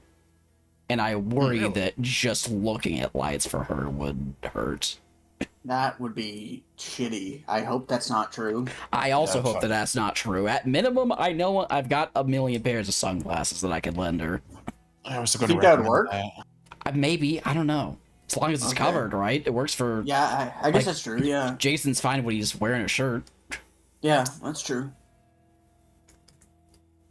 Huh. No, you're just gonna be thinking of Friend again, though. How they burned. Yeah. How you burned and I burned. It's not good. I don't recommend it. I guess at minimum, the eyes are sensitive, though. So, like, Brock, you don't have, like, a third arm or gills or anything like that, so what? If just any of this stupid light hits you, you just burn? I don't know, I haven't been hit by it yet. I guess we didn't He hasn't really gone test into the that. bunker. If his situation is all throughout his body, and it's related to his healing factor aspect, and that's, you know, well, I mean, how does it work out? You lose a certain number of skin cells every day, and so blah, blah, blah, blah, blah. My guess is he just burned from head to toe, or that option 1 is that, and option 2 is that he burns on any area of his body that's healing. Either way, you're basically in the same boat as Friend. We do not want you going down into the bunker while those lights are still installed. We're going to completely ruin those lights, next time we visit. The next time we get to the bunker, I think we should absolutely remove and replace the whole lot of them. Yeah. Agreed. At minimum, I've got enough information with Steve to be able to find replacements. Yeah. It'll be a big project, but we don't need to replace literally every single light. We don't need, like, perfect visibility in there by any means. True. Yeah, true. You guys could just, like, replace some of them. That makes sense, yeah. At minimum, removing all the lights is... Yeah, no, I meant, like, replacing... Yeah, I meant, like, putting, like, one every other... Yeah, exactly. We'll see what we have access to and go from there. Yeah, that makes sense. Plus, if you guys were going to do that, it probably would take a little bit of time, I would imagine. And yeah, that'll be because that place is not that big, but still, there's a lot of ground cover, and there's still a lower floor that we haven't touched at all. I would certainly like to who get fucking my hands knows? on it. I would certainly like to get my hands on another one of those bulbs as well to compare it with the journal and see if I can work out the intricacies of the occult language, the runes that are being used. If we could start me figure that out pretty easily. Yeah, if we could start figuring out how to use some of these, rune spell whatever thingies ourselves, that'll probably go a long way. I mean, if like Jason, you want to turn into a wizard, like that'd be dope. That would be pretty cool, yeah. Yeah. Like, here I was, Gothic Lolita albino girl, thinking that I was going to get the opportunity to become the witch of the group. Well, but no, everybody wants to talk. Witches about and wizards are different things. You'd be the witch of the group. Hey, maybe you should have the spell book, witch.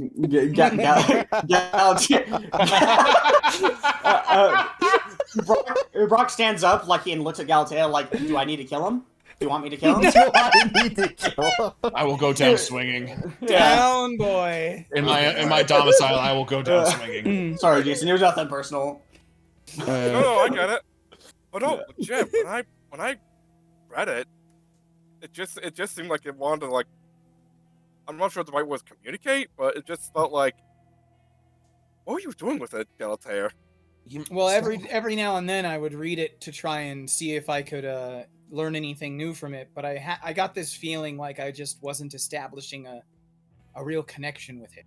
Jason, you really should just try opening it up to it, but there is going to be risks. Yeah, I think we're doing that actually. I think so far we've just kind of been afraid of the risks, but yeah, I think I really think that we need to no more kind of tiptoeing around stuff. We need to start taking risks and making big moves. If I really have to, I'll dump a bunch of points into my occult. Dumping points into what? That's what Jason. That's what Jason did, which is why he's the occult man now. As far as what was you said something, and my brain was gonna say something, and fuck. You said something before we had this conversation, Galatea. You say what now? You said something. I don't remember. Was it involving the fact that dude's feeling his hands? No, it was something about Gothic Lolita. Oh, I was saying that I am the Gothic Lolita albino girl of the group, and I would think that I am the one who's most primed to become the witch of the group. Yeah, but that's a trope. And then Maddie absolutely obliterated you. Brock looks at you and says, "You can be like the fucking hot thief woman." But I'm already a hot thief woman. I don't. Well, have we to know try that. To be but that. I guess that's true. He smiles and blushes a little bit. Here's a little bit of food for thought, Galatea, that might give you some hope. The odds that Nancy has another fucking book like this is non-zero. We might be able to. The odds that I'll be able to punch her in the face. If not a second journal, I think it seems pretty evident that Nancy's working with something. No way, there's another journal though, right? Maybe not another journal, but another resource. She could have the missing pages. She could have some other resource, some other piece. Most of the time, when somebody is a researcher and they're keeping one journal, they're actually keeping multiple journals. You never really see those scientists and doctors and other forms of researchers and stuff like that ever stop at just one major. They're always working, even if they're only known for one big discovery. It doesn't change the fact that they usually spend decades compiling all of their knowledge together before the big light bulb goes on. Rodney is currently meditating to communicate with a higher power. That might be a vector. What was that thing that Rodney said? He met with the who did we lose? Sophie? Who died? Oh yeah, Sophie dropped her. She dropped from the server too. Yeah, her internet probably exploded. Yeah, fucking. She didn't do the salute on time. Yeah, true. Starlink cut out. True. Yep. Wow. Oh, I thought you said she actually left the server. Oh no. No. Hit the wrong Fortnite emote. Yeah. Brock looks around the room. And he's like, "Didn't Rodney say he met with Amelia or whatever, that one girl, the big-eyed girl?" Yeah, they met up at the mall. Didn't she say something to the extent of, you good, Sophie? Sorry about that. Oh, you're good. Can you guys hear me? Yes. I can hear. Yeah. So I just had a micro drop due to an update on my Starlink. So I gotcha. That makes sense. Okay, cool. It was minor, and it should be okay. I'm just gonna reconnect here real quick. Okay. What did I miss? Because we were in the middle of a conversation. Yeah, not one sentence. Not much. Brock brought up. He basically said so didn't Rodney say he met with Amelia, that one big eye lady?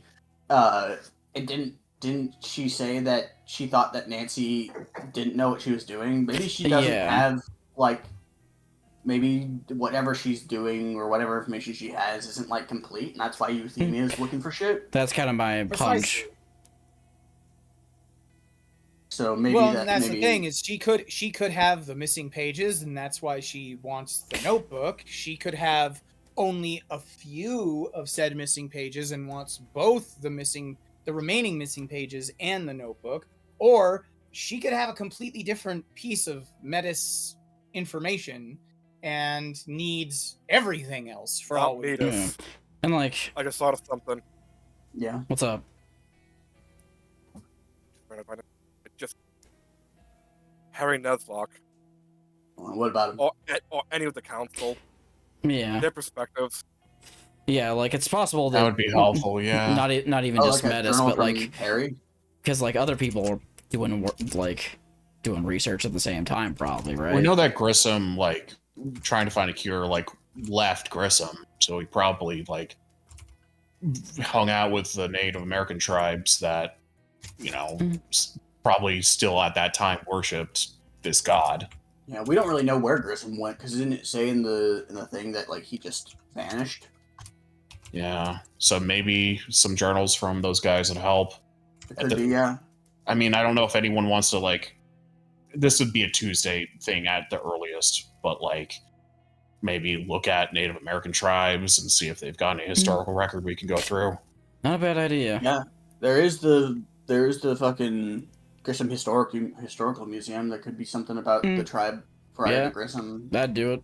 In there, we could always go to the museum and see if there's anything we can learn there. Oh boy, more things to do.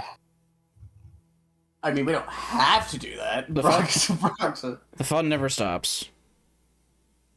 Yeah. But it's just an idea. We could do that. You always just go to the library and see if there's writings, too. You could just, like, go to the library because, like, reading's fun. No. No. Great. So, well, sandwiches. Okay. Sandwiches. Brock eats his plate. We should probably stop planning without Rodney here. Yeah, that makes sense. Do you want to, like, where do you want to go now? Me? I'm here. Well, I'm here. Oh, you're just gonna stay here? Yeah, I've got like so much to fucking do with Steve. That's fair. Okay. And not to mention, we've done enough today as it is. Yeah, that's true. There's been a lot. Okay, so before any cutaway here from this whole bit. Yeah. It's been almost 2 hours. Yeah. I was gonna wait and see if anyone was gonna bring it up. Yeah. I would feel bad if I went the whole session without bringing it up. No. Seth. Yeah. Are you gonna fucking hit me with the bomb? Nope. Monday. Okay. Yeah. When the day changes over.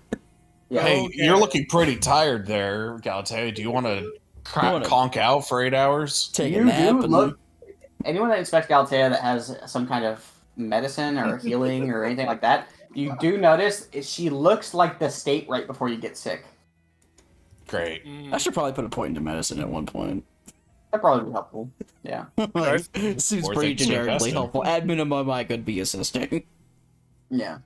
But yeah, you do feel fatigue, Galatea.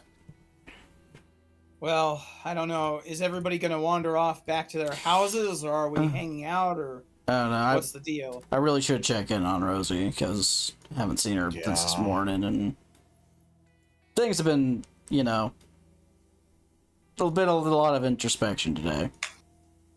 Yeah. Too much damn introspection.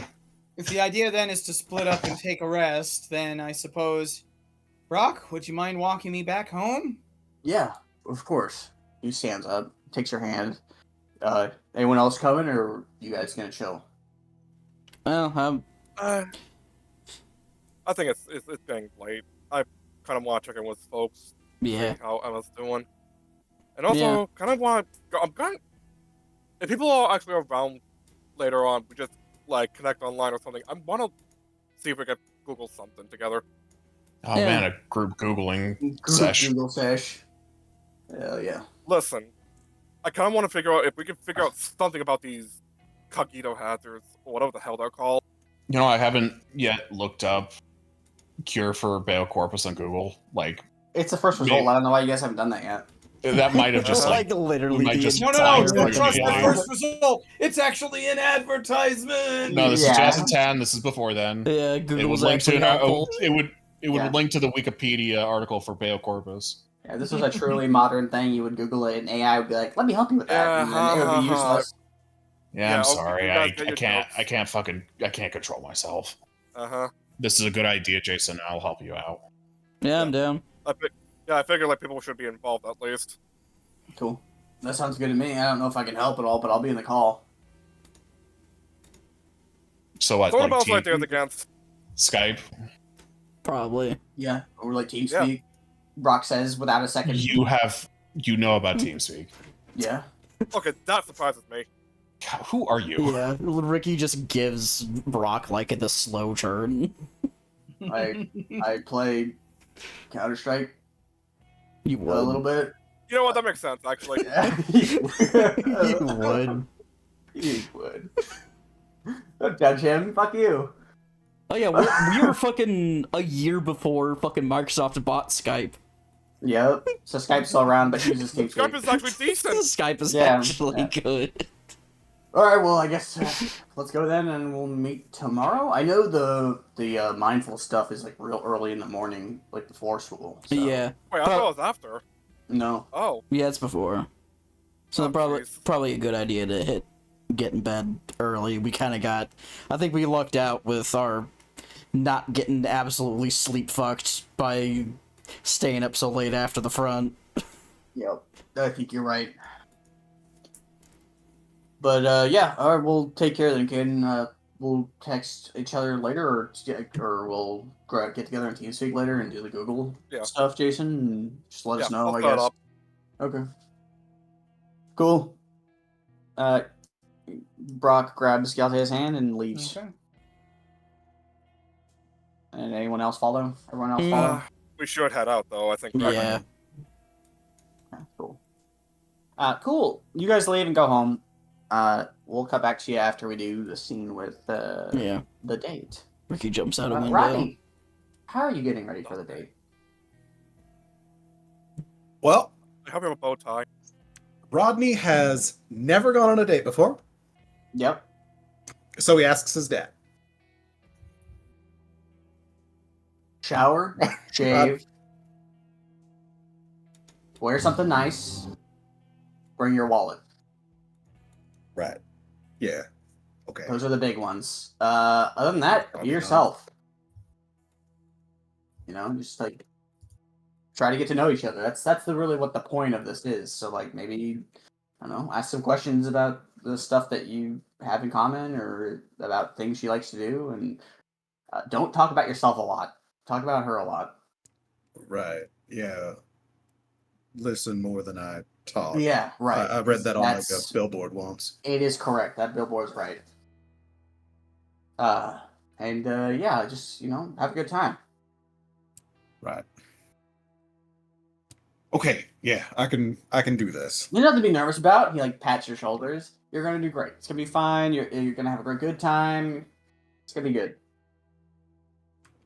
Yeah, Rodney's gonna have like after he gets like a pep talk from his dad, he's gonna kind of like go back into his room to like pick out his outfit. He's gonna kind of 1,000-yard stare at the window for a second because he's like, man, 3 billion different things could occur. Yeah. And like Rodney eventually is just like, no, nothing bad ever happened on a Sunday.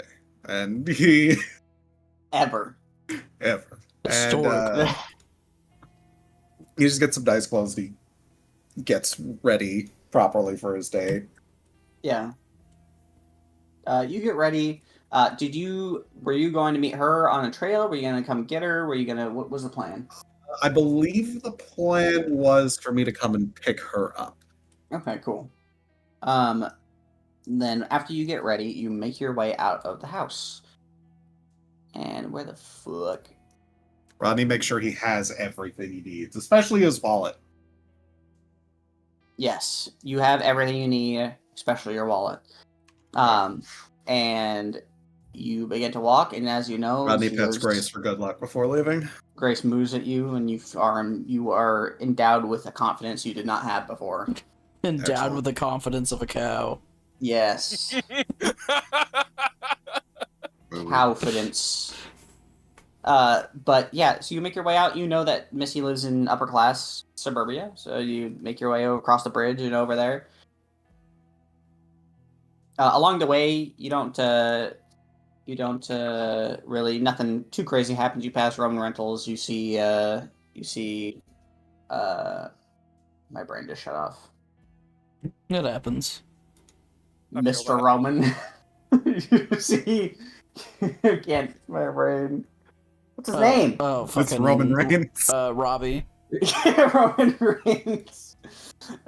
Is it Robbie? Ricky's dad? Yeah. Yeah, Robert's Okay. Robbie Rudy Romero. Okay, cool. You see him, and he's like closing up shop. And he looks at you and waves. He says, "You look nice." Thanks. I'm on a date. Oh, who's the lucky lady?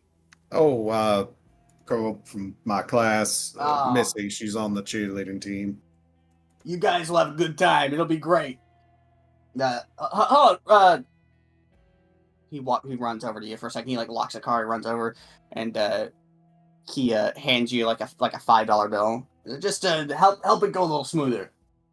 Oh, thanks, sir. Yeah. Good luck out there. He pats you on the back. It's like your lower back because he's shorter than you, so you can't like reach. Yeah. Thank you. I'll be in tomorrow because that's my first day of work. I think. Right? Looking forward to it. I could really use the help. Steve, still, I'm pretty sure he quit at this point. He never really told me if he was coming back or not. He just kind of stopped showing up. So I don't know. Yeah, but I don't know. You're hired. You're right. hired. So. Rodney gives him thumbs up. Look forward to it. Enjoy your date. I will. Thank you, sir. He runs back over, unlocks the car, and continues doing what he was doing.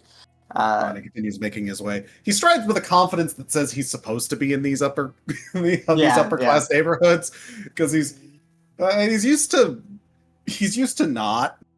Yeah, definitely. Eventually, you get to the upper class area, and you see Terry working out on the yard of his home, and he sees you. He says, "Yeah," and you see Terry. He's like, "Oh, hey, Rod." Oh, hey, Terry. How's it going? Oh, it's going pretty good.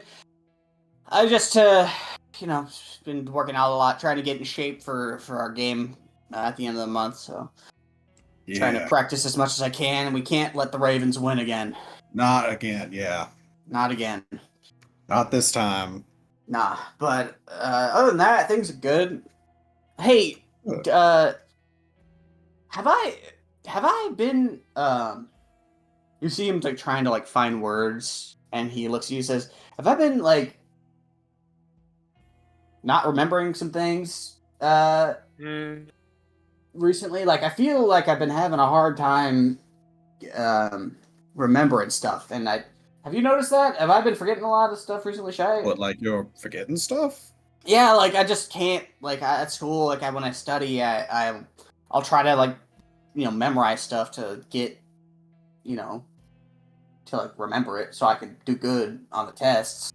But I can't. It feels like it goes in and then just it doesn't get saved, if that makes sense. And it's not just school, it's like little things like, oh, I need to go, I don't know, like fucking clean my dad's car after school and I'll forget. Or like, oh, I need to, like, it's not just the big things, it's small things that are, I don't know, maybe I'm just overworking myself. Maybe I'm working out too much. Yeah, I think might be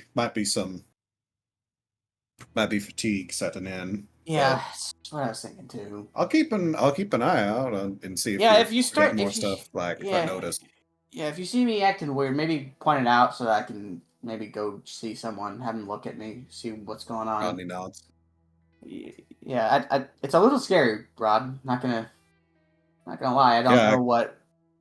I could imagine. I thought that kind of stuff only happened to like older folks. Yeah, that's what I was thinking too. But like maybe I got hit too hard in practice or something. Maybe I have like a concussion. I just don't even know it. I don't know. But you look nice. What's that about? Well, I've got a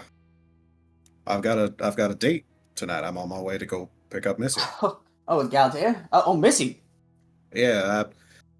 Turns out the whole Missy thing, I guess Brock got to her. So. Oh. Okay. Yeah, they're kind of an odd couple, but I don't know. They're making it work. Oh, okay. Well, good for her and Brock too. He's not being a dick or anything. He's not forcing her to be with him or anything. I don't think so.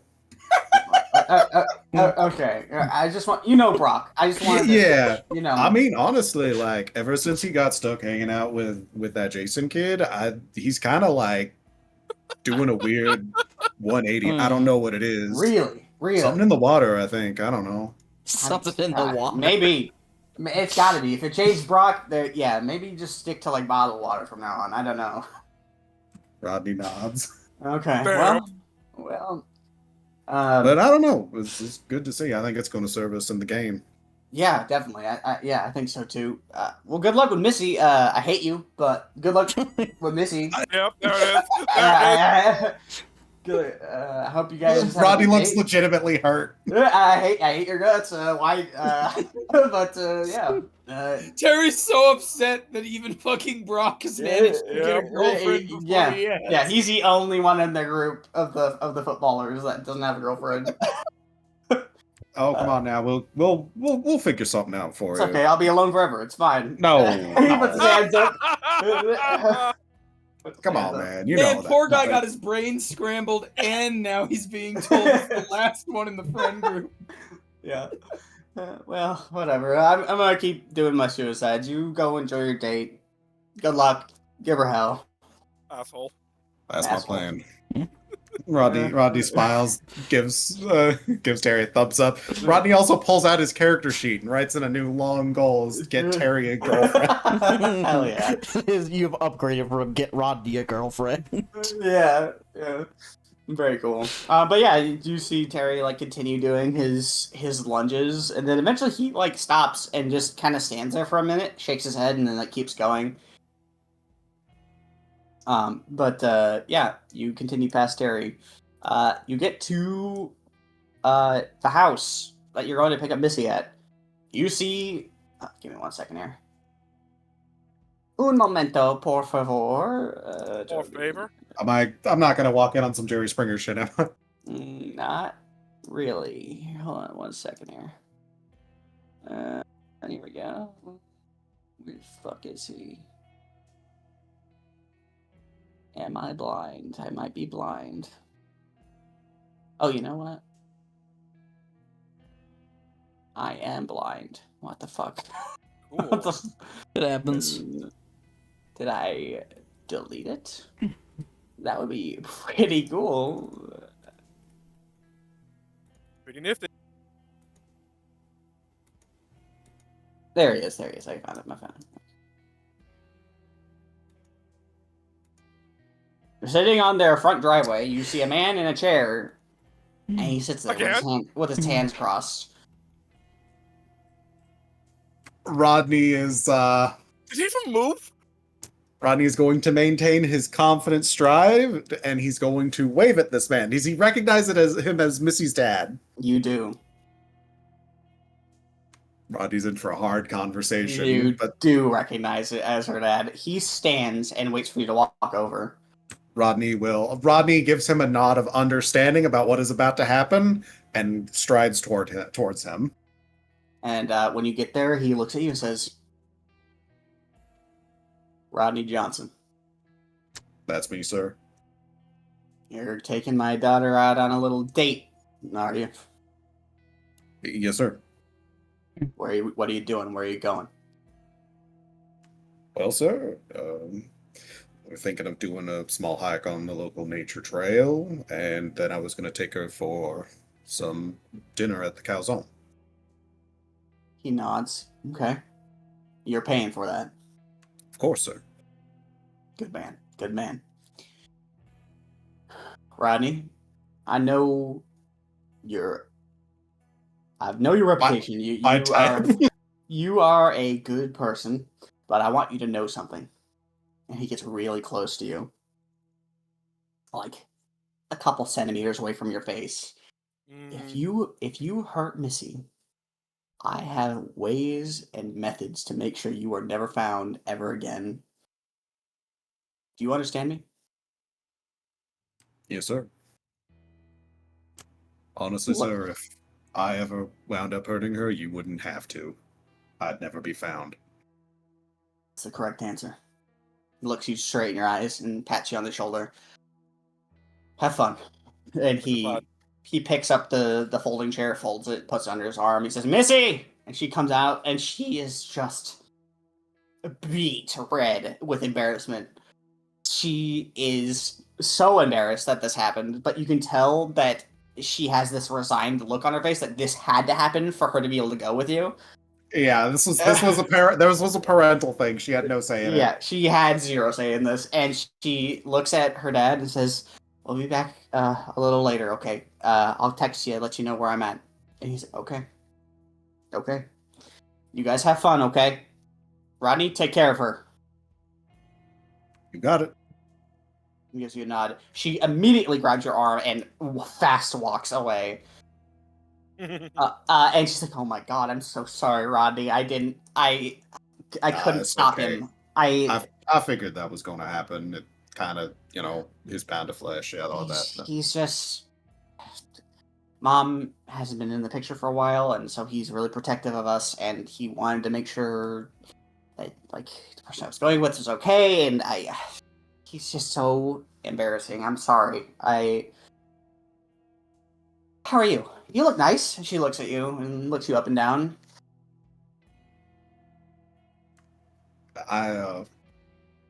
Rodney's brain short circuits for a little bit. Yeah. She just stares in your eyes like it is nothing, like it is just like the right thing to do. I'm doing great. I'm doing a lot better now. How about you? You look, great, fantastic. You look. Stop.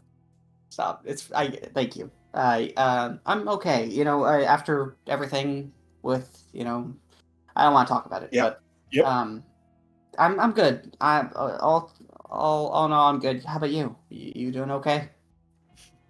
Yeah. Again, don't want to talk about it. Yeah. But we're getting there. We're getting there.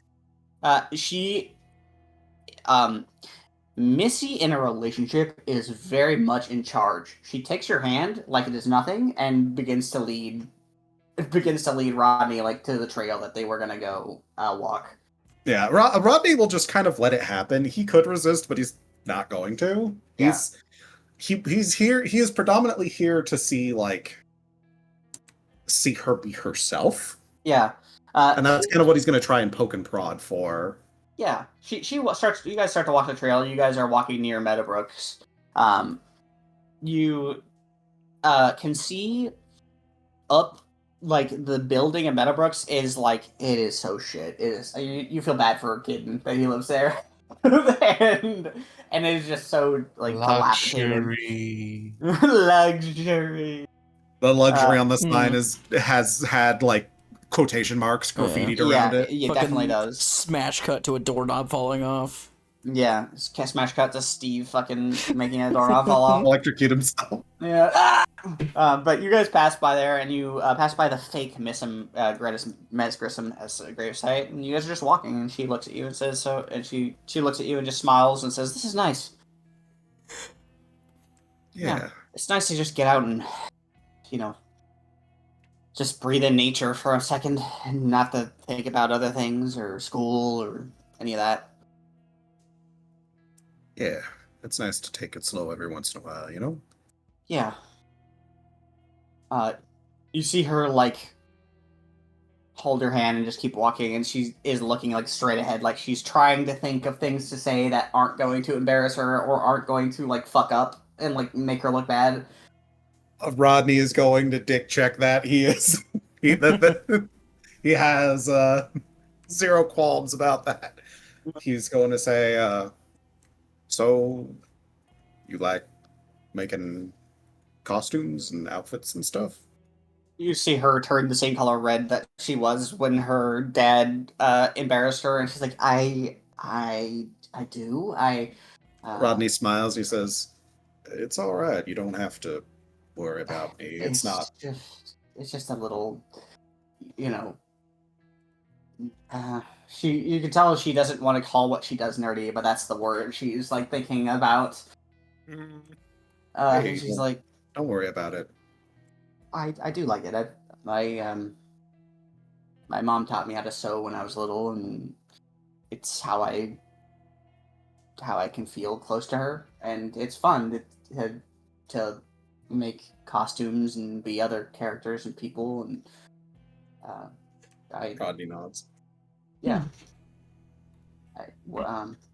Do you like that stuff? I don't know. I've never really done it before, so She thinks for a minute. I could make you like a costume.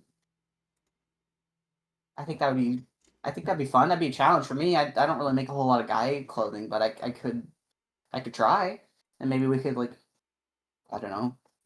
There's cosplay day, later in the month. Maybe we could wear stuff together. sure. She smiles warmly. I don't know what kind of outfit you'd make for me though. So I'll She looks you up and down. I think it's Superman. And she smiles at you. So that would make you Lois Lane. Hey, my outfit will be easy. Hey, that's the fucking truth. Robbie smiles. She smiles back at you, and you guys walk a little further. And you guys converse for a little bit. You guys get to around the train tracks next to the library, and she looks at you. She's like, "So, what do you like to do? I know you do football, and I know you like hockey, but like, do you like music? Do you have any hobbies that you like to do? Cooking actually. Oh, you like to cook? Yeah. Oh, okay, that makes sense. You are at home ec. I think I remember hearing about that. As she tries to hide her source of Jason. Yeah. Yeah.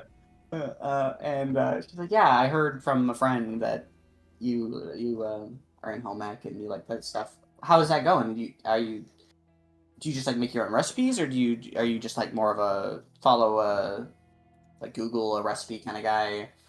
Oh well, sometimes I follow recipes, but I like kind of experimenting. You know, cooking's more of an art than it is a science. So even if you have instructions to follow, there's still plenty of wiggle room. Yeah, I can see that. Hey, oh, did you see? Menace has like a thing in the library that is like a recipe or something. I heard. Yeah, I actually tried making it. Oh, was it good? Yeah, actually, it was. I wasn't sure how, like, because it's old, how well it would translate, Yeah. but it's actually pretty good. Yeah, sometimes those older recipes have some weird stuff in them, but it was good. Okay, all right. You'll have to make me some sometime. Sure. You see her Rodney rubs the back of his neck. You know, when we first said we were going to do this, I thought of making you dinner rather than taking you someplace, but then I realized I didn't quite know what you liked, so I figured that'll be a next time thing. She looks at you like she just missed out on the opportunity of a lifetime, and she's like, I like anything you make. I don't care anything. I don't care what it is. I'm a very non-picky eater. I don't eat a lot, but I eat. I don't. Oh come on, you have to like something. I mean, I like lots of things. Lasagna. I like okay, don't judge me for this, but Salisbury steak, like the shitty frozen Salisbury steak.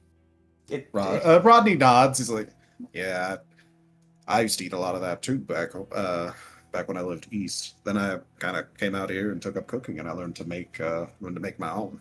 That would be definitely interesting. I'd love to try that. I like all sorts of sweets. I like candy. I don't know if you do any of that kind of stuff. I've done a couple of different things. You know, I've done a lot of baking. I've made chocolate before. That was fun. Yeah, any of that. If I, we can still go to calzones if that's what you want to do. But Yeah. Well, I'd have to get everything ready. So yeah, right. It's not that easy to just yeah. But Ronnie looks at her and he says, "But don't worry, you'll get to try my cooking." Okay, I'm holding you to that. She smiles at you. You guys walk a little further. And And instead of taking the usual road, you guys walk up past the Evergreen grain processing plant. It is a large fucking facility. You can see like all sorts of like semi trucks and stuff like that. It's clearly Grissom's like #1 like output of their town is this plant that that makes just a fuckload. It processes and makes a fuckload of like grains like wheats and rye and things like that. And it is just this big conglomerate fucking like corporate structure that just is on the corner of Grissom. And you guys pass by it, and you take a scenic route past the dump. Past the fucking Yeah! Beautiful. Hell yeah. How romantic. Beautiful. We pick up the pace on that section of the Yeah. You guys pick up the pace and you make your way past. We wave at Jason's grandpa as we pass. Yeah, you see him like ripping like a thing off of like a trashed bike, and he just gives you a wave. And you guys make it to a little bridge. She is lost. She doesn't know what to ask next. What she should talk about. You guys are still walking for a while.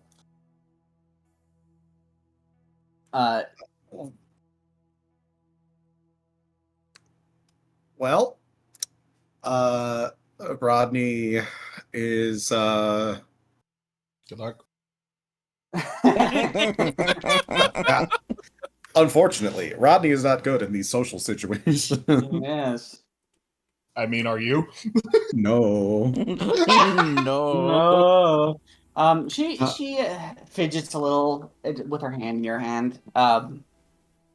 And she looks. She says, very clearly struggling. Also, she says, "So how's like school going? You doing okay in studies and stuff?" Oh, yeah. Didn't do so well on my last exam, but I got something to make up for it, so we're gonna be over it. Okay. Okay. How about you? How's everything going all right? She looks at you and just smiles, this cocky smiles, like always, baby. I'm doing it. Sorry. Yeah, I'm doing good. He's apologizing to me? What? No. She's apologizing to Rodney because she feels embarrassed that she said that. Okay, the timing was very funny to me. No. She apologizes because she thinks it's nerdy, and it's been established that she. It's kind of touchy about that. Yeah, her perspective on what is appropriate and what is not, even if she likes doing things, is not there. Rodney kind of chuckles a little bit at that. He says, "That's pretty cool. That's pretty impressive." I try really hard. It takes a lot of time. Yeah, it takes a lot of time to balance that and cheerleading, and yeah, it's a lot. But hey, it pays off, and my grades reflect that. So I say the effort's not wasted. Rodney nods. That's pretty amazing. You're pretty amazing to balance all of that. She looks at her feet and is just like, yeah, thanks, Rodney. It's good to, be able to open up a little and brag about myself every once in a while. Yeah, you're pretty amazing too, Rod. All the stuff that you've done for your friends and still trying to do your best at school and helping out on the farm. It's a lot to juggle. It's more than me, that's for sure. Pretty amazing the stuff you can do. Well, like you, I try my best. It's all anyone can do. You guys keep walking. You pass by a gas station. Pass by what you know as the radio station. You see a car parked in front of the radio station that is like an old style lowrider, but you can tell it's been modified to have like hydraulics to like bounce and shit. Mm-hmm. And it's like a gaudy like green apple like with sparkle like glitter inside the green apple color of the lowrider. and the license plate just says NUXE. And you guys keep walking past that. Passing by both the radio station and Katrina's chapel, Katarina's chapel. You see someone tending the yard as they wave at you. It's the priest of the chapel. He waves at you. Yeah, Brownie waves back.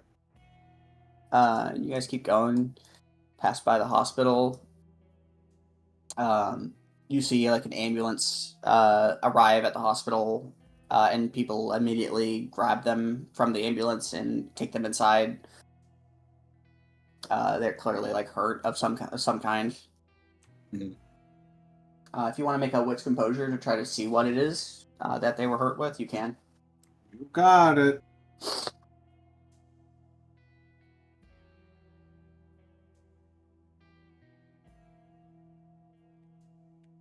This perception?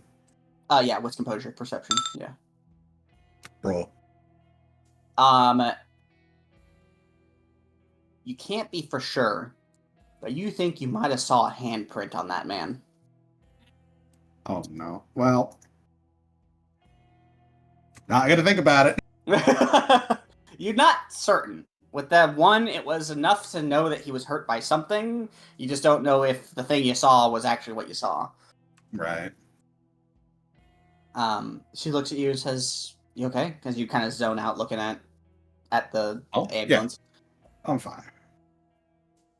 Are you sure? And she like squeezes her hand a little tighter. Yeah. Rodney smiles. Yeah, I think I'll be okay for now. Okay. Well, yeah. Just let me know if I'm always like, you can text me whenever if you want to like just talk. Of course. And you as well. Yeah. But I figured today's day to avoid, heavy stuff. I agree. I'm down for that, yeah. Speaking of heavy stuff, are you ready to eat? Because I'm dying. Yeah. Okay, let's go. You guys continue your walk. Pass by the bomb shelter, your brain splashes to friends. You make your way around in front of Roman Rentals again, and you see Ricky's dad still there. He looks at you and says, "Looking good, you two!" As he shouts at you guys. Fucking dork. Rodney Missy blushes. Rodney gives Robbie just like a thumbs up as they and you guys make your way around in front of the Romana house and the calzone. You see the steps and the planter that had Bobby's finger in it. And you see next to them, actually, doesn't Ricky live he lives in like a half, like it's like the calzone's like a part of his house, or am I crazy? The apartment, I thought, yeah. Yeah, it's like a part of it's part of like the apartment, I think. Yeah, I don't. Or not part of the apartment. Yeah, I don't know if it was quite like that, but I know at minimum it's part of like the same area. Like, complex. Yeah. But either way, you guys pass by Ricky's house. Ricky, you're at home now. You see Rodney and Missy walking hand to hand. Ricky just leans out a window and says the same goddamn thing as Dad. Yeah, literally mimics his dad. Yeah, looking good out there. Missy's like, "Shut up!" She shouts at you. Rodney just shouts, "Thanks, Rick." Rick just leans back in. What her view was. You lean back in, and Rosie's like, "I didn't know those two were boyfriend girlfriend." That's a recent development. They're cute. Yeah. She smiles. And then you continue into the calzone. To the calzone. Mr. Mead.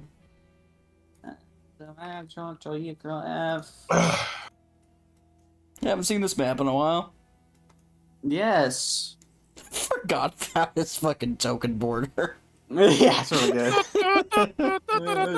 It was really good. You see Joey kind of sitting at a table. It is dead in here. There's not a lot of people at the calzone right now. But you walk inside. There's nobody at the reception booth. And then you walk all the way in? Oh yeah, like is there like a bell? Like are we supposed There to is like a bell. ring bell for does it say like ring bell for service, or are we supposed to actually like go on? It's just a bell. It doesn't say for service or anything. There is a bell though. It's a bell for if you feel like it. Yeah, Rodney lets the intrusive thought win, and he rings the bell once, but he still heads inside. You hear you head inside as you do it? Like he you like do it and then go? No, like he does it, like waits a little bit, and then like goes to head in. You don't have to wait a very long time. You press the bell and you hear like chairs scuttle, and you hear a fucking man go, "Hello!" And he opens the door. He's like, "Hello! Oh, Rod! Ah, I see. Hey. Is this he wait for like an introduction. Rodney goes, "Oh yeah, this is Missy. Oh, we're here nice. for dinner." Of course, absolutely. Come on in. I'll make you something. Here's some menus. You grab some menus, hands them to you. Just tell me what you want, even if it's not on the menu. I'll make it. Whatever you guys need. Just let me know.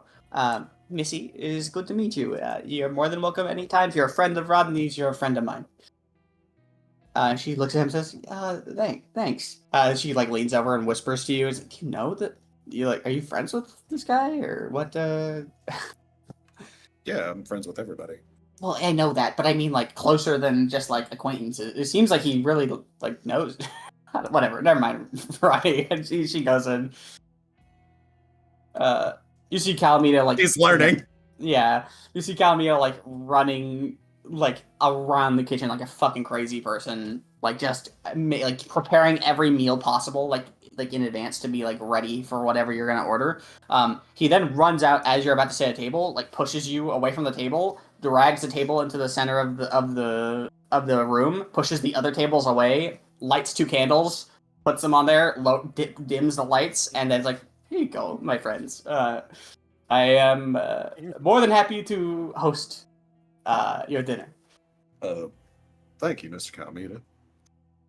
He smiles and winks at you, and there is this look he gives you of nobody comes here to like have like a date night anymore. It's just seen as more of like a quick like fun pizza like hangout place. Yeah. So this is like the first like date that he's had in like a long time, and he's like he likes that vibe, so he's trying to do everything he can to like help you. And he takes a couple steps away. Missy sits in her chair. You sit in your chair. And he pulls out a little notepad. It says, "What can I get for you two?" He looks at Missy. He looks at you. Rodney will like let her order first, so that he doesn't order like 3 billion pounds of food. She looks at him. And then looks at the menu, and there is a new thing. You'll notice a new thing on the menu at the very bottom of the menu, and it is the calzone that's the size of your head. Oh, the thing that Rodney ordered the last time he was here? Yeah, yes. Oh, no. She looks at like, the menu, and she's like, "Rodney." Yes? "I'm sorry. Can I get this?" And she points at the calzone the size of her head. It's the most expensive item on the menu, which is why she's apologizing. Rodney looks at her. He's like, "Don't worry about it." And he turns to Mr. Calamita. "We'll take 2 of those." And Mr. Calamita is like, he smiles from ear to ear, and then you see like a deep, deep sadness enter his face as he's like, "There goes my supplies, but you got it." There goes my hero. As he writes down the things and whisks off to the kitchen, and you can see him like lug like entire bags of supplies to make these calzones because they're just so fucking big. They take so many ingredients. And he starts to work. Missy is like, "This place is nice. I haven't really been here a whole lot. I've gotten pizza from the calzone before, but never like sat inside and ate." Yeah, I hang out here from time to time. Also, when did they add the calzone the size of your head? That's new. Oh yeah, that is new. Yes, that is what it's called. It's think, just head on the menu. Whose head? It just says the size of your head. Your and head. it was based on Rodney's, bases so it off fucking of- big one. It changes based on whoever orders it. Yeah. Calamita just has like measuring tape. He comes back with a fucking measuring tape, measures Missy's head, and leaves. He discreetly does. Yeah, it's just like stealth measuring. Rodney rubs the back of his neck. Like, well, I ordered a calzone the last time we were here, and I think he may have upsized it and decided to put it on the menu. It's a good idea. I love calzones. So good. How big? So wait, is it gonna be the size of your head or my head? I don't know. I guess we're gonna have to find out. Either way, I'm happy. To be honest. And you guys sit and eventually Calzone brings out fucking ginormous calzones. He places one in front of you, Rodney. It's the size of your head. He places one in front of Missy. It's the size of her head. He actually didn't guesstimate a size of the individual's head. I know, me too. I know, me too. I haven't eaten yet. Hungry. And you bite into the calzone, and there's just this magnificent just cheese pull that comes off of it. Just absolutely unbroken string of cheese, and it happens to you at the same time because you bite in at the same time, and it is just absolutely gorgeous. Calzone wipes a tear from his eye as he sees how perfect the calzones came out. And he looks at you two and says, I'm going to leave you two alone now. You enjoy your calzones. If you need anything, he puts the bell from the front on your table. Press this bell. I'll come by and get whatever you need. Thanks. Of course. Enjoy.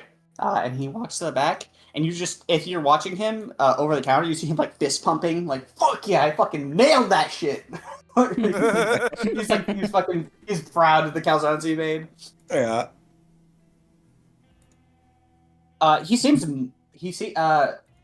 You remember Ricky saying like he was kind of in a shitty spot. He seems much better now that he's had that talk with Ricky.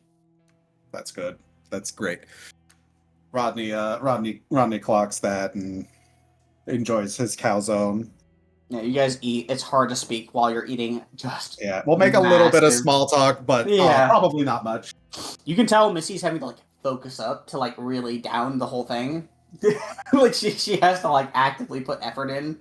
Rodney slows his pace of eating. Yeah, she's like trying to match you so that if you finish, you don't have to just sit there and wait and watch her. Yeah. Rodney probably doesn't clock it at first, but he eventually, after a little bit, he kind of does. And then he slows down because he's just like, I don't want to get like cause her stomach to explode. Yeah, she's you slow down, and she's like, you can see her like her eyes kind of glaze over for a second, and she's like, oh my god, as she like slows her own eating pace down. But yeah, you guys have a pretty good date.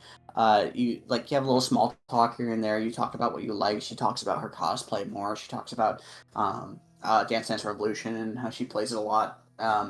She has a pad at home, and she loves like dance music, like electronic dance music. That's like that's her jam. Yeah.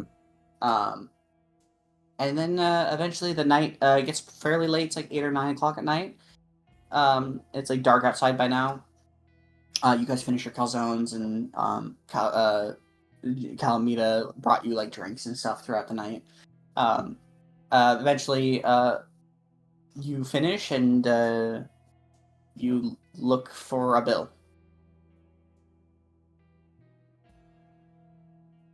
Yep.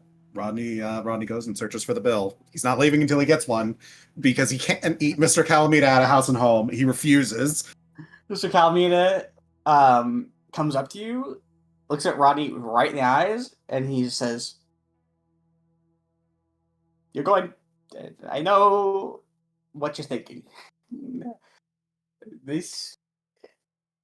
You know you want to be the man and pay for your food, but listen, you're my friend.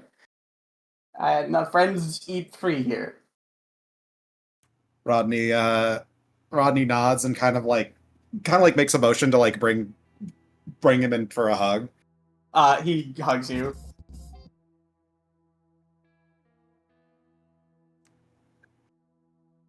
And he says, "Yeah, well, I still got to leave a tip." He smiles and laughs to himself. You got me. Damn it. Damn it. You Calzone, you leave him a tip. What do you give him? I give him like the full size of the bill plus like a 30% tip. I can't. Rodney, no. He's already gone. Rodney yeah. is already gone. By the time he figures it out, it's already gone. Yeah, you're like, you fucking grab Missy and just run. And she's like, "What's happening? What's? Why?" Because he doesn't like it when I pay him. Missy just gets pulled into this impromptu teleport. You as you like make your way out of the calzone, you can hear Joey like running to the front of the store. Eventually, you guys are like fairly far away from the store. He's like, "No!" I'll get you next time, Rodney. And he smiles and looks down at the money and puts it in his pocket and goes back inside. And you guys, I guess, head home. You take her home. Yeah, assuming no bullshit happens, Rodney is going to have a nice, relaxing walk back to Missy's home and we will arrive at a time, because Rodney will probably have said whenabouts that he would be bringing her home. No. Missy's dad told you when to bring her home. It wasn't. You didn't get to set anything. He was like, "No, this is the time she's coming home, or I'll fucking kill you." That's not. He gave you like an appropriate time though. He was like 8 or 9. Like it was around the time that you're headed back anyway. He wasn't being a dick. He was like, "I want her home by 6." He was like, "No, you can keep her out later." Yeah. No, like you must be back within 5 minutes, or I hunt you down. Yeah, like I want her back around this time, please. That's basically what his stipulation was. Yeah, Rodney does not want to get into a knife fight with Missy's dad just yet. So knife fight on his front lawn. You guys walk back past everything that you walk past, and you walk past Sturry's house again, and he's standing there. Wait, just zoning out? Yeah. Rodney kind of knows that. Terry! He doesn't respond for a second. And then eventually you say his name again. And he's like, "Huh? Oh, hey, Rod. Just working out." It's like 9 o'clock at night. Pretty late. Are you all right? Yeah, I'm... He like looks down at his body, and you can see sweat just absolutely pouring off of him. Make intelligence or wits and medicine, or perhaps investigation. I have neither. I've got science. Maybe science. That's close enough. Yeah, that's close enough. Do that. Intelligence, wits, and science. One of those. Okay. I'll probably get slightly different information, but it's his best bet. Yeah, just tell me which one you go with. I'll go with science. Ronnie's going to spend a point of willpower. Science and what? Wits or intelligence? Wits. Okay.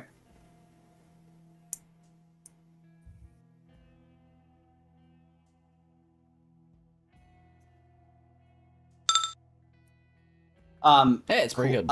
You're also inspired still. Actually, no, you weren't there. Fuck.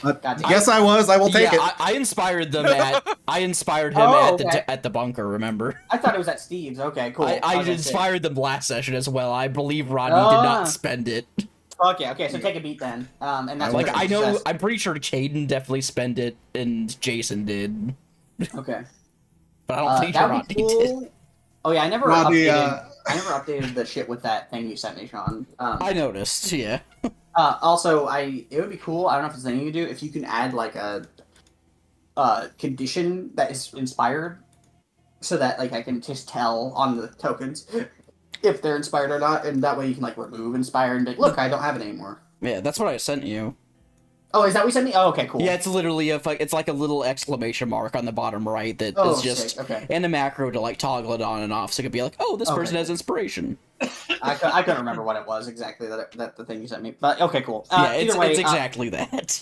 Okay, cool. Rodney like goes to examine it, and he's kind of like not seeing anything, but his mind drifts back to Ricky leaning out of the window, going, "You looking good." And Rodney's just like, just like, I am looking good, and he like redoubles his effort. Damn right, I look good. Yeah. You look closer at Terry, and you notice, because of your athleticism and like your efforts in like trying to be as athletically fit as possible for football and for hockey and for all the things you've done in your life, you can tell Terry has not stopped exercising since you left him hours ago. You can tell that his muscles are straining and spasming. You can tell he is ultra dehydrated from all the sweat and nonstop action he's been doing. You can tell his eyes are more sunken in because of his lack of water in his body. He looks like if he keeps going, he's going to die. Like he's gonna straight up like go into shock and like die. Hey, you've been at this for quite a while, Terry. Well, I just started. What do you mean? What? It's 9 o'clock. He holds his head, and it's Rodney tells him what time it is. He holds his head, and he it's 9 o'clock. We passed by here on my way too. I'm bringing Missy home now. Oh, hey, Missy, you guys are a thing? Wait. Yeah. Oh. I think this was the thing you wanted me to point out to you, bud. Oh, we talked a couple hours ago, and you asked me to keep an eye out if I saw you forgetting stuff. Right. I think you should go inside and get some water. You look really dehydrated. Yeah, that's a good idea, Rod. He tries to move, and his muscles fail under his own weight. Rodney, he and Missy are holding hands. Rodney, within that, as Terry turns, Rodney lets go and catches Terry in a kind of a shocking display of speed. Yeah, just pure power to be able to go that quick. Missy clocks that in her mind. She'll say things about that later. And you catch Terry, and he's like, "Oh, sorry, man. I can't." Looks like you pushed yourself a little harder than you thought. Yeah, can you just help me inside? Yeah. Okay. Roddy looks back to Missy. Give me a second. I'll be right back. No, that's fine. Yeah, help him. Rodney and you helps Terry inside, make sure he gets some water. And this is the first time you've been in Terry's house. You go inside his house, and it's the kind of mansion where it feels empty. It is large and lots of space, but there's not a lot filling. There's nothing here. Yeah. It has stuff in it. There's a couch, there's a TV, but there's large swaths. It feels empty. Yeah, because of how big the space is. It's not filled with things, so it feels empty. But you take him inside. He's just left here, and the kitchen should be right around the corner. I can just sit down and drink something. And you take him over there. It's a large kitchen. It's a big island in the middle of the kitchen with fancy burners and all this really high tech appliances. And he's cups are in that cabinet. The fridge has water.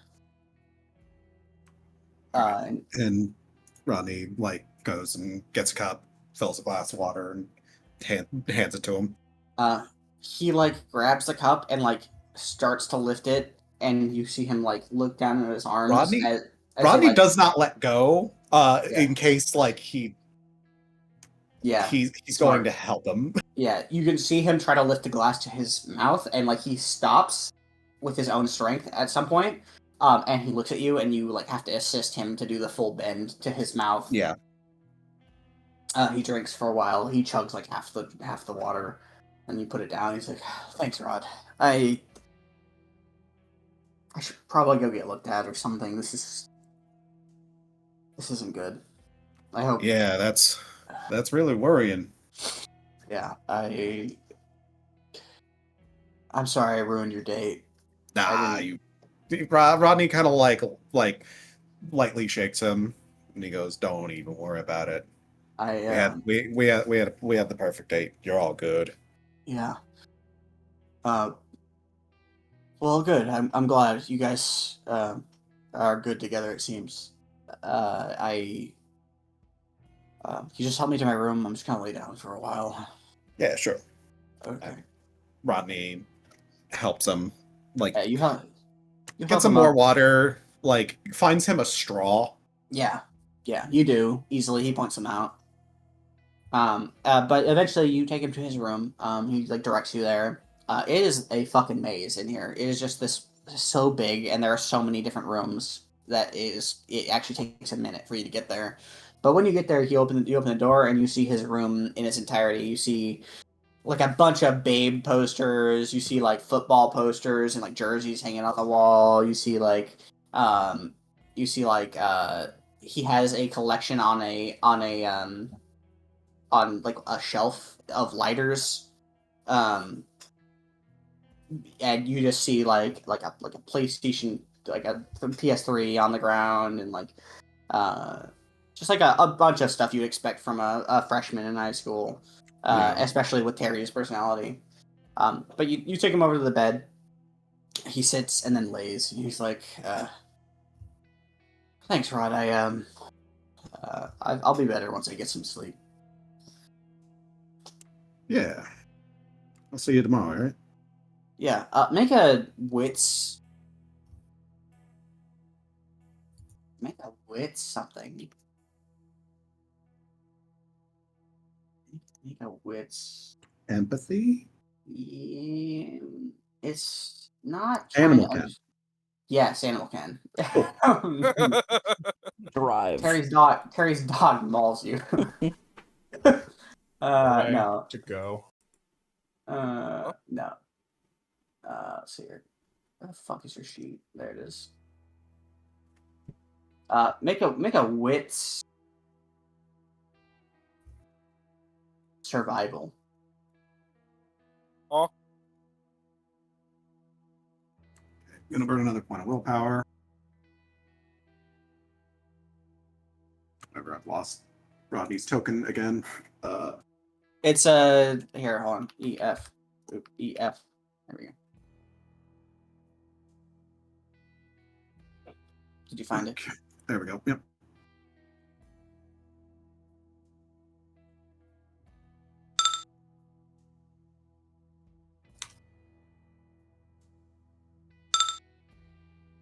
How? You look at him and you're like, okay. Well, he's okay now. He's safe.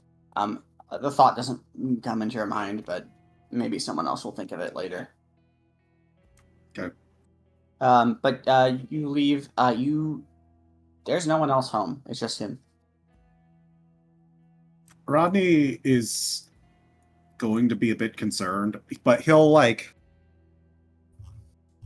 Not really sure what he could be doing. Not much. It just you notice his dad isn't home yet. Yeah. Rodney is going to like. I guess leave some like written reminders just in case Terry forgets again. Okay. What do you leave? Like, make sure to eat something, make sure to drink water, like basic stuff. Okay, cool. Yeah, you do that easily. There's like a notepad on the fridge that you can write things down. Yeah. And then Rodney leaves the house and he rubs the back of his neck. Sorry about all that. No, of course. Take care of your friend. He didn't look great. Well,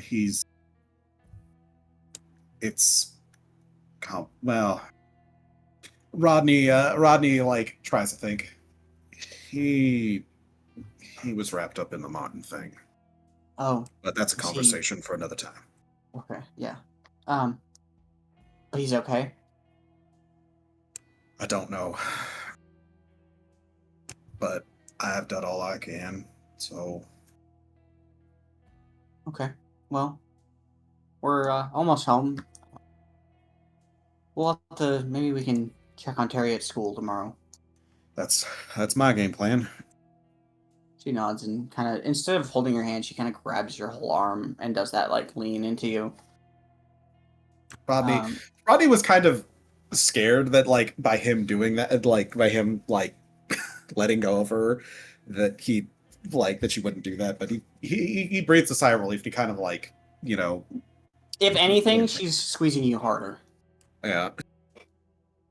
You get home, and the dad is not waiting outside. With a shotgun. He trusts you, or he at least expects you to fulfill your promise, so he is not gonna stand outside and wait for you. Yeah. Rodney will dutifully take her up to the porch. And kind of like, you know, here we are. She holds your hands. That was fun. Those calzones were crazy big, and our walk was nice. I had fun. You? Me too. Yeah. You know, if you want to do this again, you know, She looks at you, and her eyes like flutter, and she pulls you in and bites you once more. Rodney is dead. Yeah, you get kissed again. This time with context, and you understand. Yes. She kisses you. Comprehend. Yeah, she kisses you. It goes for a little longer than you think, and then she lets go and says, "Yeah, let's do it again. I'll see you tomorrow." Yeah, tomorrow. Okay. And she goes inside, closes the door. Rodney takes a brief look to see if the dad is watching from one of the windows. He is not. Okay. However, from one of the windows, you see Missy's little sister, and you see her thumbs up, like in the windows, and then Rodney gives a salute. Yeah, you see her look over like someone just entered the room, and you hear like squealing come from the room as Missy and her sister gossip now. Rodney confidently heads home. As he passes by Terry's house, though, he's going to text the group chat and tell them what happened and question if he should do anything. Yeah. The group chat, at least, I think whoever wants to do it first, I'd gladly respond as fast as possible. But the group chat, depending on what time this is taking place simultaneous to the situation at Steve's, we can inform him that Steve might have I was going to say the same thing. To help treat the memory loss. I'm gonna say you get this text as you're chilling in Caden's house. While waiting around. Yeah. Kind of talking about stuff. And so you get a text back, Ronnie. It's like, hey, Steve might have a solution to Terry's problem. Yeah, same thing. Or Steve went through a similar thing. Do you add Steve to the group chat? Ricky, Ricky absolutely will not. I don't think he would want us to add him to the group chat. He doesn't. He doesn't. He doesn't want to be on the group chat. You send that text and you get a Rodney is typing, stop. Rodney is typing, stop. And the return text you get is Steve ? The dude whose job you took. Caden's conspiracy theorist, buddy. It's not a conspiracy theory if he's right. Ricky just types fucking Steve. Caden's conspiracy fact, buddy. There exactly. You go. Yes. You get a K. K. The fat K. That's what I was saying. Brock posts a gif of fucking Kermit jumping off a building. Yeah, Ricky just posts that fucking one gif of Kermit falling off a building. Yeah, that's the one I was talking about. Yeah. So what? A gentle fall. Yeah. I was thinking more along the lines of the SpongeBob. I'm a head out. I'm a head out. What's up, Rod? But Rodney will say that, but real though, should I do something? Should I do something right now, or just go home and hope everything's okay? Because he's by himself. If he's by himself, no. If he's by himself and it's as serious as you think, given he was out for hours dehydrating himself, maybe you should pop by and, I don't know, impromptu sleepover.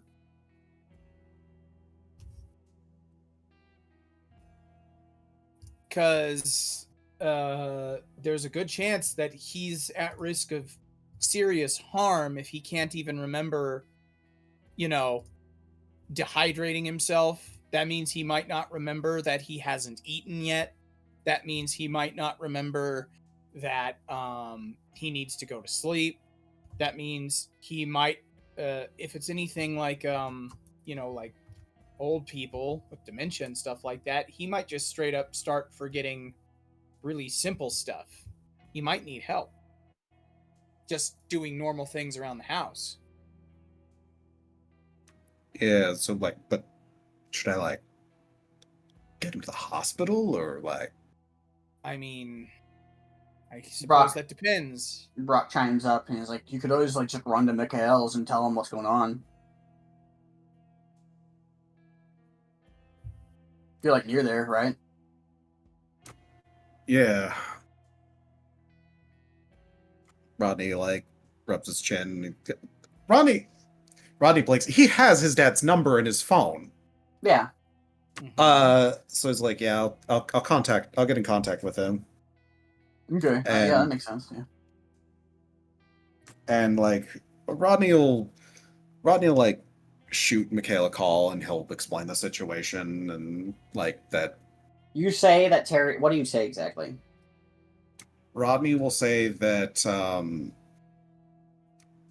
he's concerned about Terry because Rodney passed by him while he was doing exercises before his date, and he was still out when several hours later when Rodney came back from his date, and Terry seemed out of it and did not realize that he had been exercising for multiple hours and was severely dehydrated. And that Rodney is he brought him inside and got him some fluids and laid him down. You get a text back and it says, "Thank you. I'm on my way home." Rodney will check on Terry and he'll wait for the dad to come home. 5 minutes pass as you sit with Terry. He's asleep in his bed right now. But 5 minutes will pass, and immediately you'll hear screeching from a car. And you see Mikhail get out of his truck and fucking rush inside, open Terry's door and just see you sitting there, and it's like, oh, okay. Rodney kind of gives him a wave. Rodney, you didn't have to stay. I appreciate it, but I wanted to. It's just I was concerned. It means a lot to me. So you're a good friend, Rodney. I try to be, sir.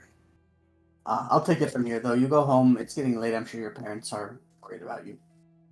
Rodney nods. Yeah, but good luck. I hope to see Terry soon. I don't know what happened, but if he's feeling up to it, I imagine he'll be at school tomorrow. But if you don't see him, it's because I made him stay home. Rodney nods. All right. Well, you have a good night, sir. You too, Rodney. Thank you again. He nods again and heads home. You head home. Very good. It's not until after Rodney is a long ways away from Terry's house will he kind of ponder, because Connor's parents were complicit in his whole Bayocorpusing. Mm-hmm.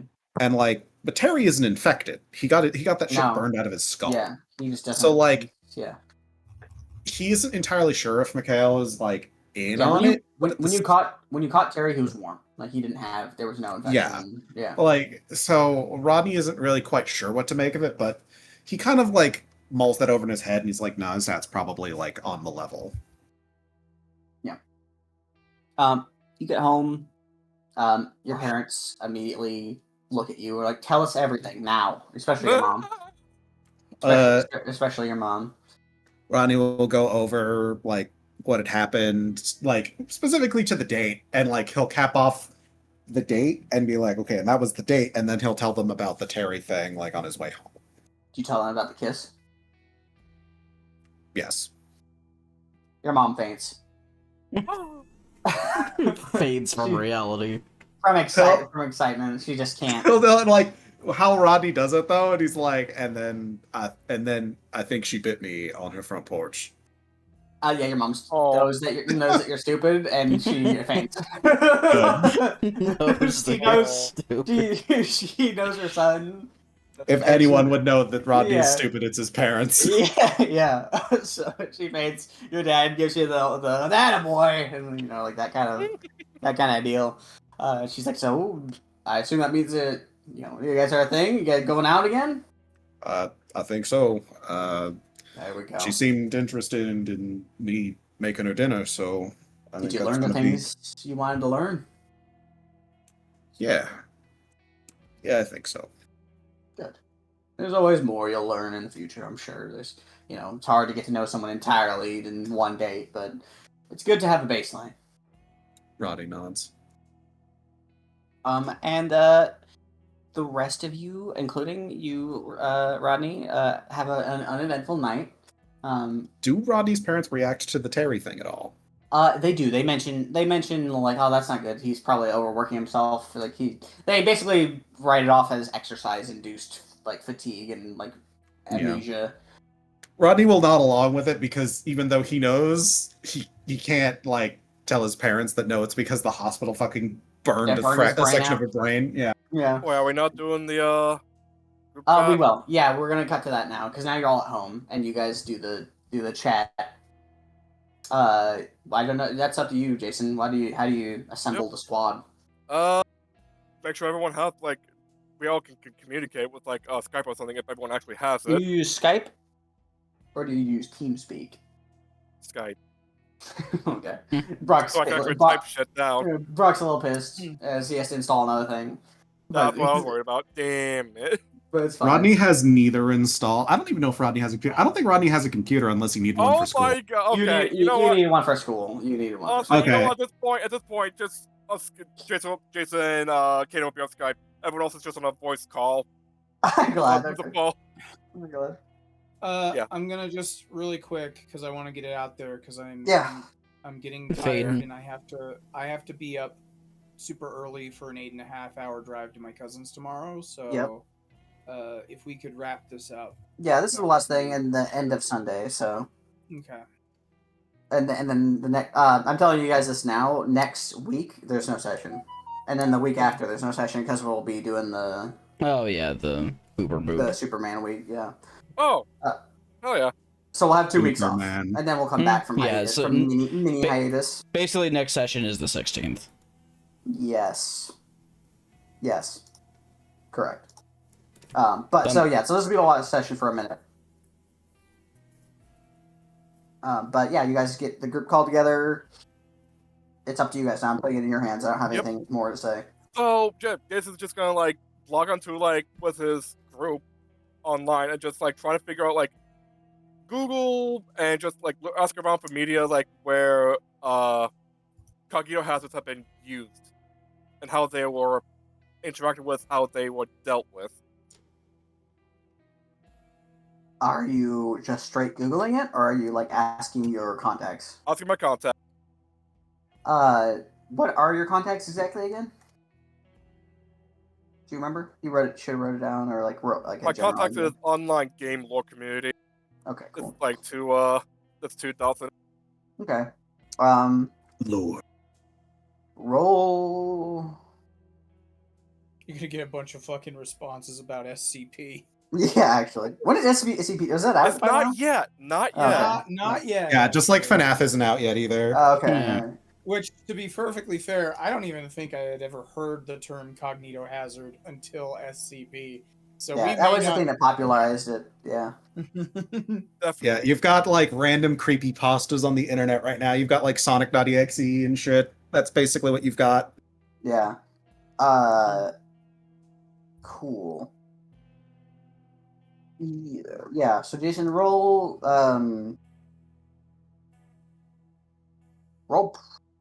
presence and occult. That's it. Okay.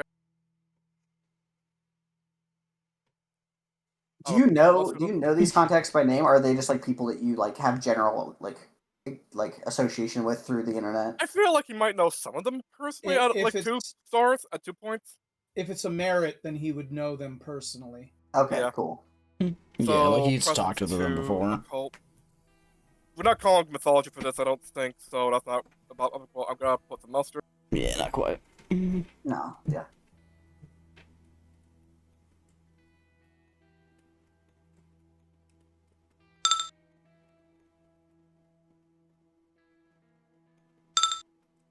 Ooh. That's pretty good. Yeah, that's pretty good. Did you use your expired already? Yeah, he used it like right away. I Okay. used. I mean, I didn't need it, but it was used. Okay. Yeah, it got used. Okay. Yeah. Well, yeah, because I used the willpower. Makes sense. Yeah. Yeah. Cool. You mentioned the cognito hazard in like your group chat, and like any idea like about it, like what it can, like what can it can be where's it stopped, popped up? or yeah, like where has it come up before? There's like a couple of them that mentioned like, oh, like there are some like creepypastas online that use that concept, but like usually in those stories it is like the reason they're a cognito hazard is because they wanted to make the threat something that's basically unstoppable. Like it's like there's very few defenses against cognito hazards. There's the obvious of just being unaware and maintaining that unawareness. But like Jason is also funneling this to on the voice call this whole time. They might also reference, given the age of the fictional works, they might also reference the works of H.P. Lovecraft, since that's kind of where the concept originates from. A little bit. Yeah. Yeah, they do talk about art and like things like that. But like really the thing you get I'll be right back. Okay. My suspense!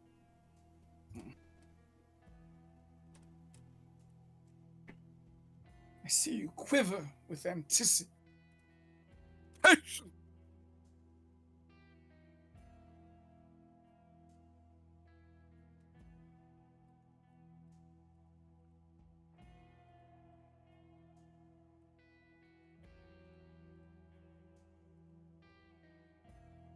Okay, I'm back. Sorry. What was I saying? Thank you. What was I saying? Cognito hazards. Something about something. Art, H.P. Lovecraft, that sort of stuff. Oh, yeah, they don't really give you any solutions for cognito hazard. The solution is just don't know about it. Yeah. Like that's what they say is like if you don't want to face spread with a brick until you forget. Yeah, if you don't want to spread, then don't like actively try to suppress information about that thing. So pretty much what we know already. Yeah, like Damn. they don't give you a lot of information that's like super relevant as far as like new information you didn't know. They give you they talk about how there are instances of cognito hazards where like they infect people but aren't necessarily like malicious. Like so, that just because it's a cognito hazard doesn't mean that it has to be like evil. It can just be like a neutral force that just exists. Fucking hippie is saying that shit. Hippie 999-523. Well, you ask a stupid question, you get stupid answer. Yeah. Blunt Master 420. Yeah.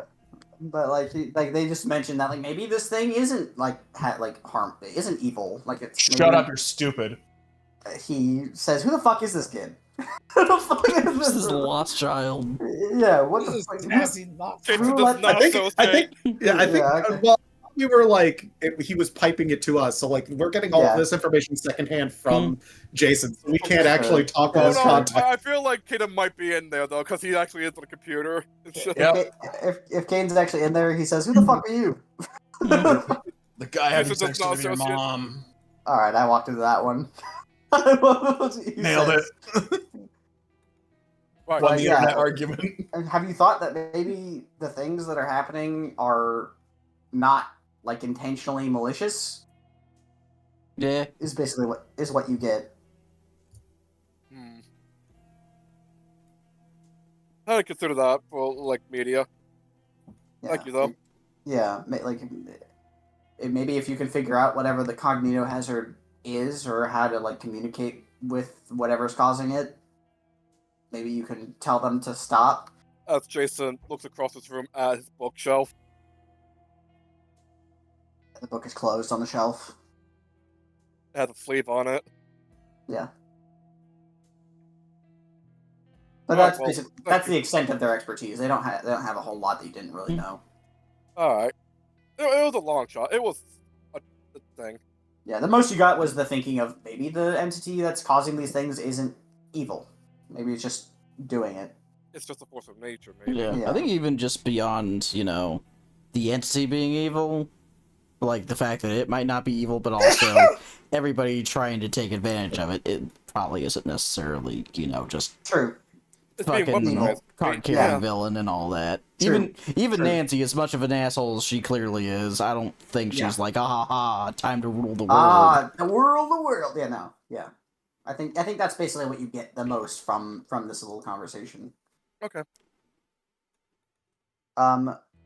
With that, you guys are on a group call. You chat for a while. I don't know if there's anything else you want from me, Maddie. I think that's about it. I'm good to call it there. Yeah, I'll call it there. You guys go to bed and sleep. Yeah, and next time Ricky will want to try to fucking get a read on his sister to see if she fucking got up to nonsense today. It should be very fucking obvious. Yeah, she. We don't have to make this that big. This can be as simple as I want to roll wits empathy. Yeah, do that.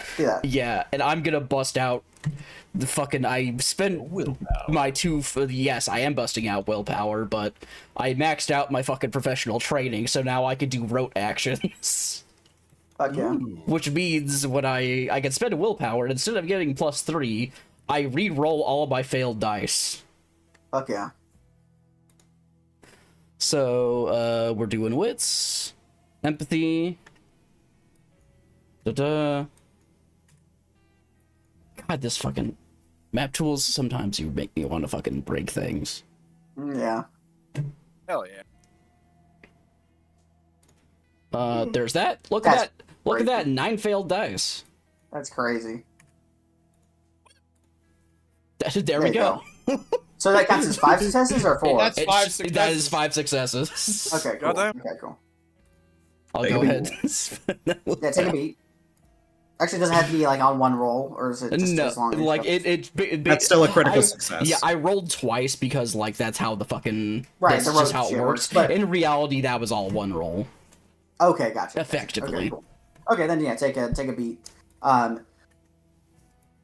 You approach Rosie when you first got home, and you just look at her for a second, and she looks at you, and she's like, "What?"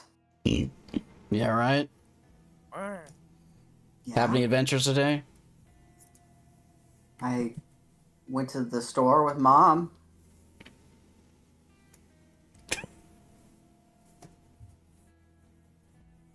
Are you okay, Ricky? I'm asking if you're okay. I'm good. Do I fully believe her? You fully believe her. Okay, so she did. As far as I could tell, she did not fucking. She did not mind read tag along and fucking mind read into the depths of hell. Brain blasted by Caden. Yeah, no. Yeah, fucking Ricky just fucking puts a hand on her head and fucking fucks up her hair and. What the fuck? Mercury's letting the store with an adventure. He's cursing. No. No. Sorry, Rodney taught me that. I'm sorry. Rodney fucking swan dives off his roof. He understands. He cannot do anything. Yeah, Ricky's just we both know you learned that word way earlier. Yeah, it's true. Mom and Dad. Our parents are not. Do not hold any of that back. No. Not even remotely. It's fun to torture Rodney, though. Isn't it? Oh. It is. She smiles like an evil smile. Anyways, I'm gonna go play with my dolls. Off his roof. Alright, sounds good. I'm gonna fucking take a big ass nap. Alright. She goes upstairs and plays with dolls. You all die in your sleep. Yeah. The end. So next time we meet, Galatea will look like Sloth, and it'll be great. I am so sick of that fucking joke. I am so sick of that. I haven't thought about Sloth in so fucking long. Well, I mean, it is. You mean the last session? Because that's the last time that the fucking GIF got posted. Yeah, but man. I refuse to let this session end until we know what mutation befalls Galatea. No. Guess what? We're gonna find out in 2 weeks. That's stupid. Because I am fucking tired, and I swear to Christ, I will have to strangle Seth early if he fucking decides, okay, time to give Galatea a horrendous mutation. See you in 2 weeks, Ovi. Fuck yeah. This is so stupid. Yeah. You don't get to decide. It's my mutation. I can postpone it if I want. All right, 2 weeks it is. Yeah. It's a little thing for you to look forward to. There you go. Mm-hmm. All right. Since we're done, I gotta drop out. Go help up with something. Okay. All right. Thanks for attending session, Manny. Yeah. Fucking exhausted. Yeah. Catch you later. Bye. Make sure to gain a beat for the end of session. Yes, Yep. game Oh beat. yeah. Oh, yep. I should do that too. Alrighty, guys. Have a good night. No, I'll no. poke you guys every so often while I'm on my trip, so you'll know that I'm alright. Yeah. Alright. Good night, Sally. I am going to go consume Horse Girl. I'm sorry? I thought that was Friday. Phrasing? No, it came out 5:30 this evening, Oh. my time, so 8:30 your time. That's Cool. hilarious. Horse Girl's release coincided with the release of the enhanced Horseman in Night Rain. I know. Well, you see, they shadow dropped an Elden Ring, Night Rain, and Uma Musume crossover. Fuckhead is now an Uma Musume. Uma Musume collab. The Rice Week already exists. Fuckhead is already there. I bet you $1 million nobody has used the name Fulgore in the fucking Kentucky Derby yet. God, I hope they have.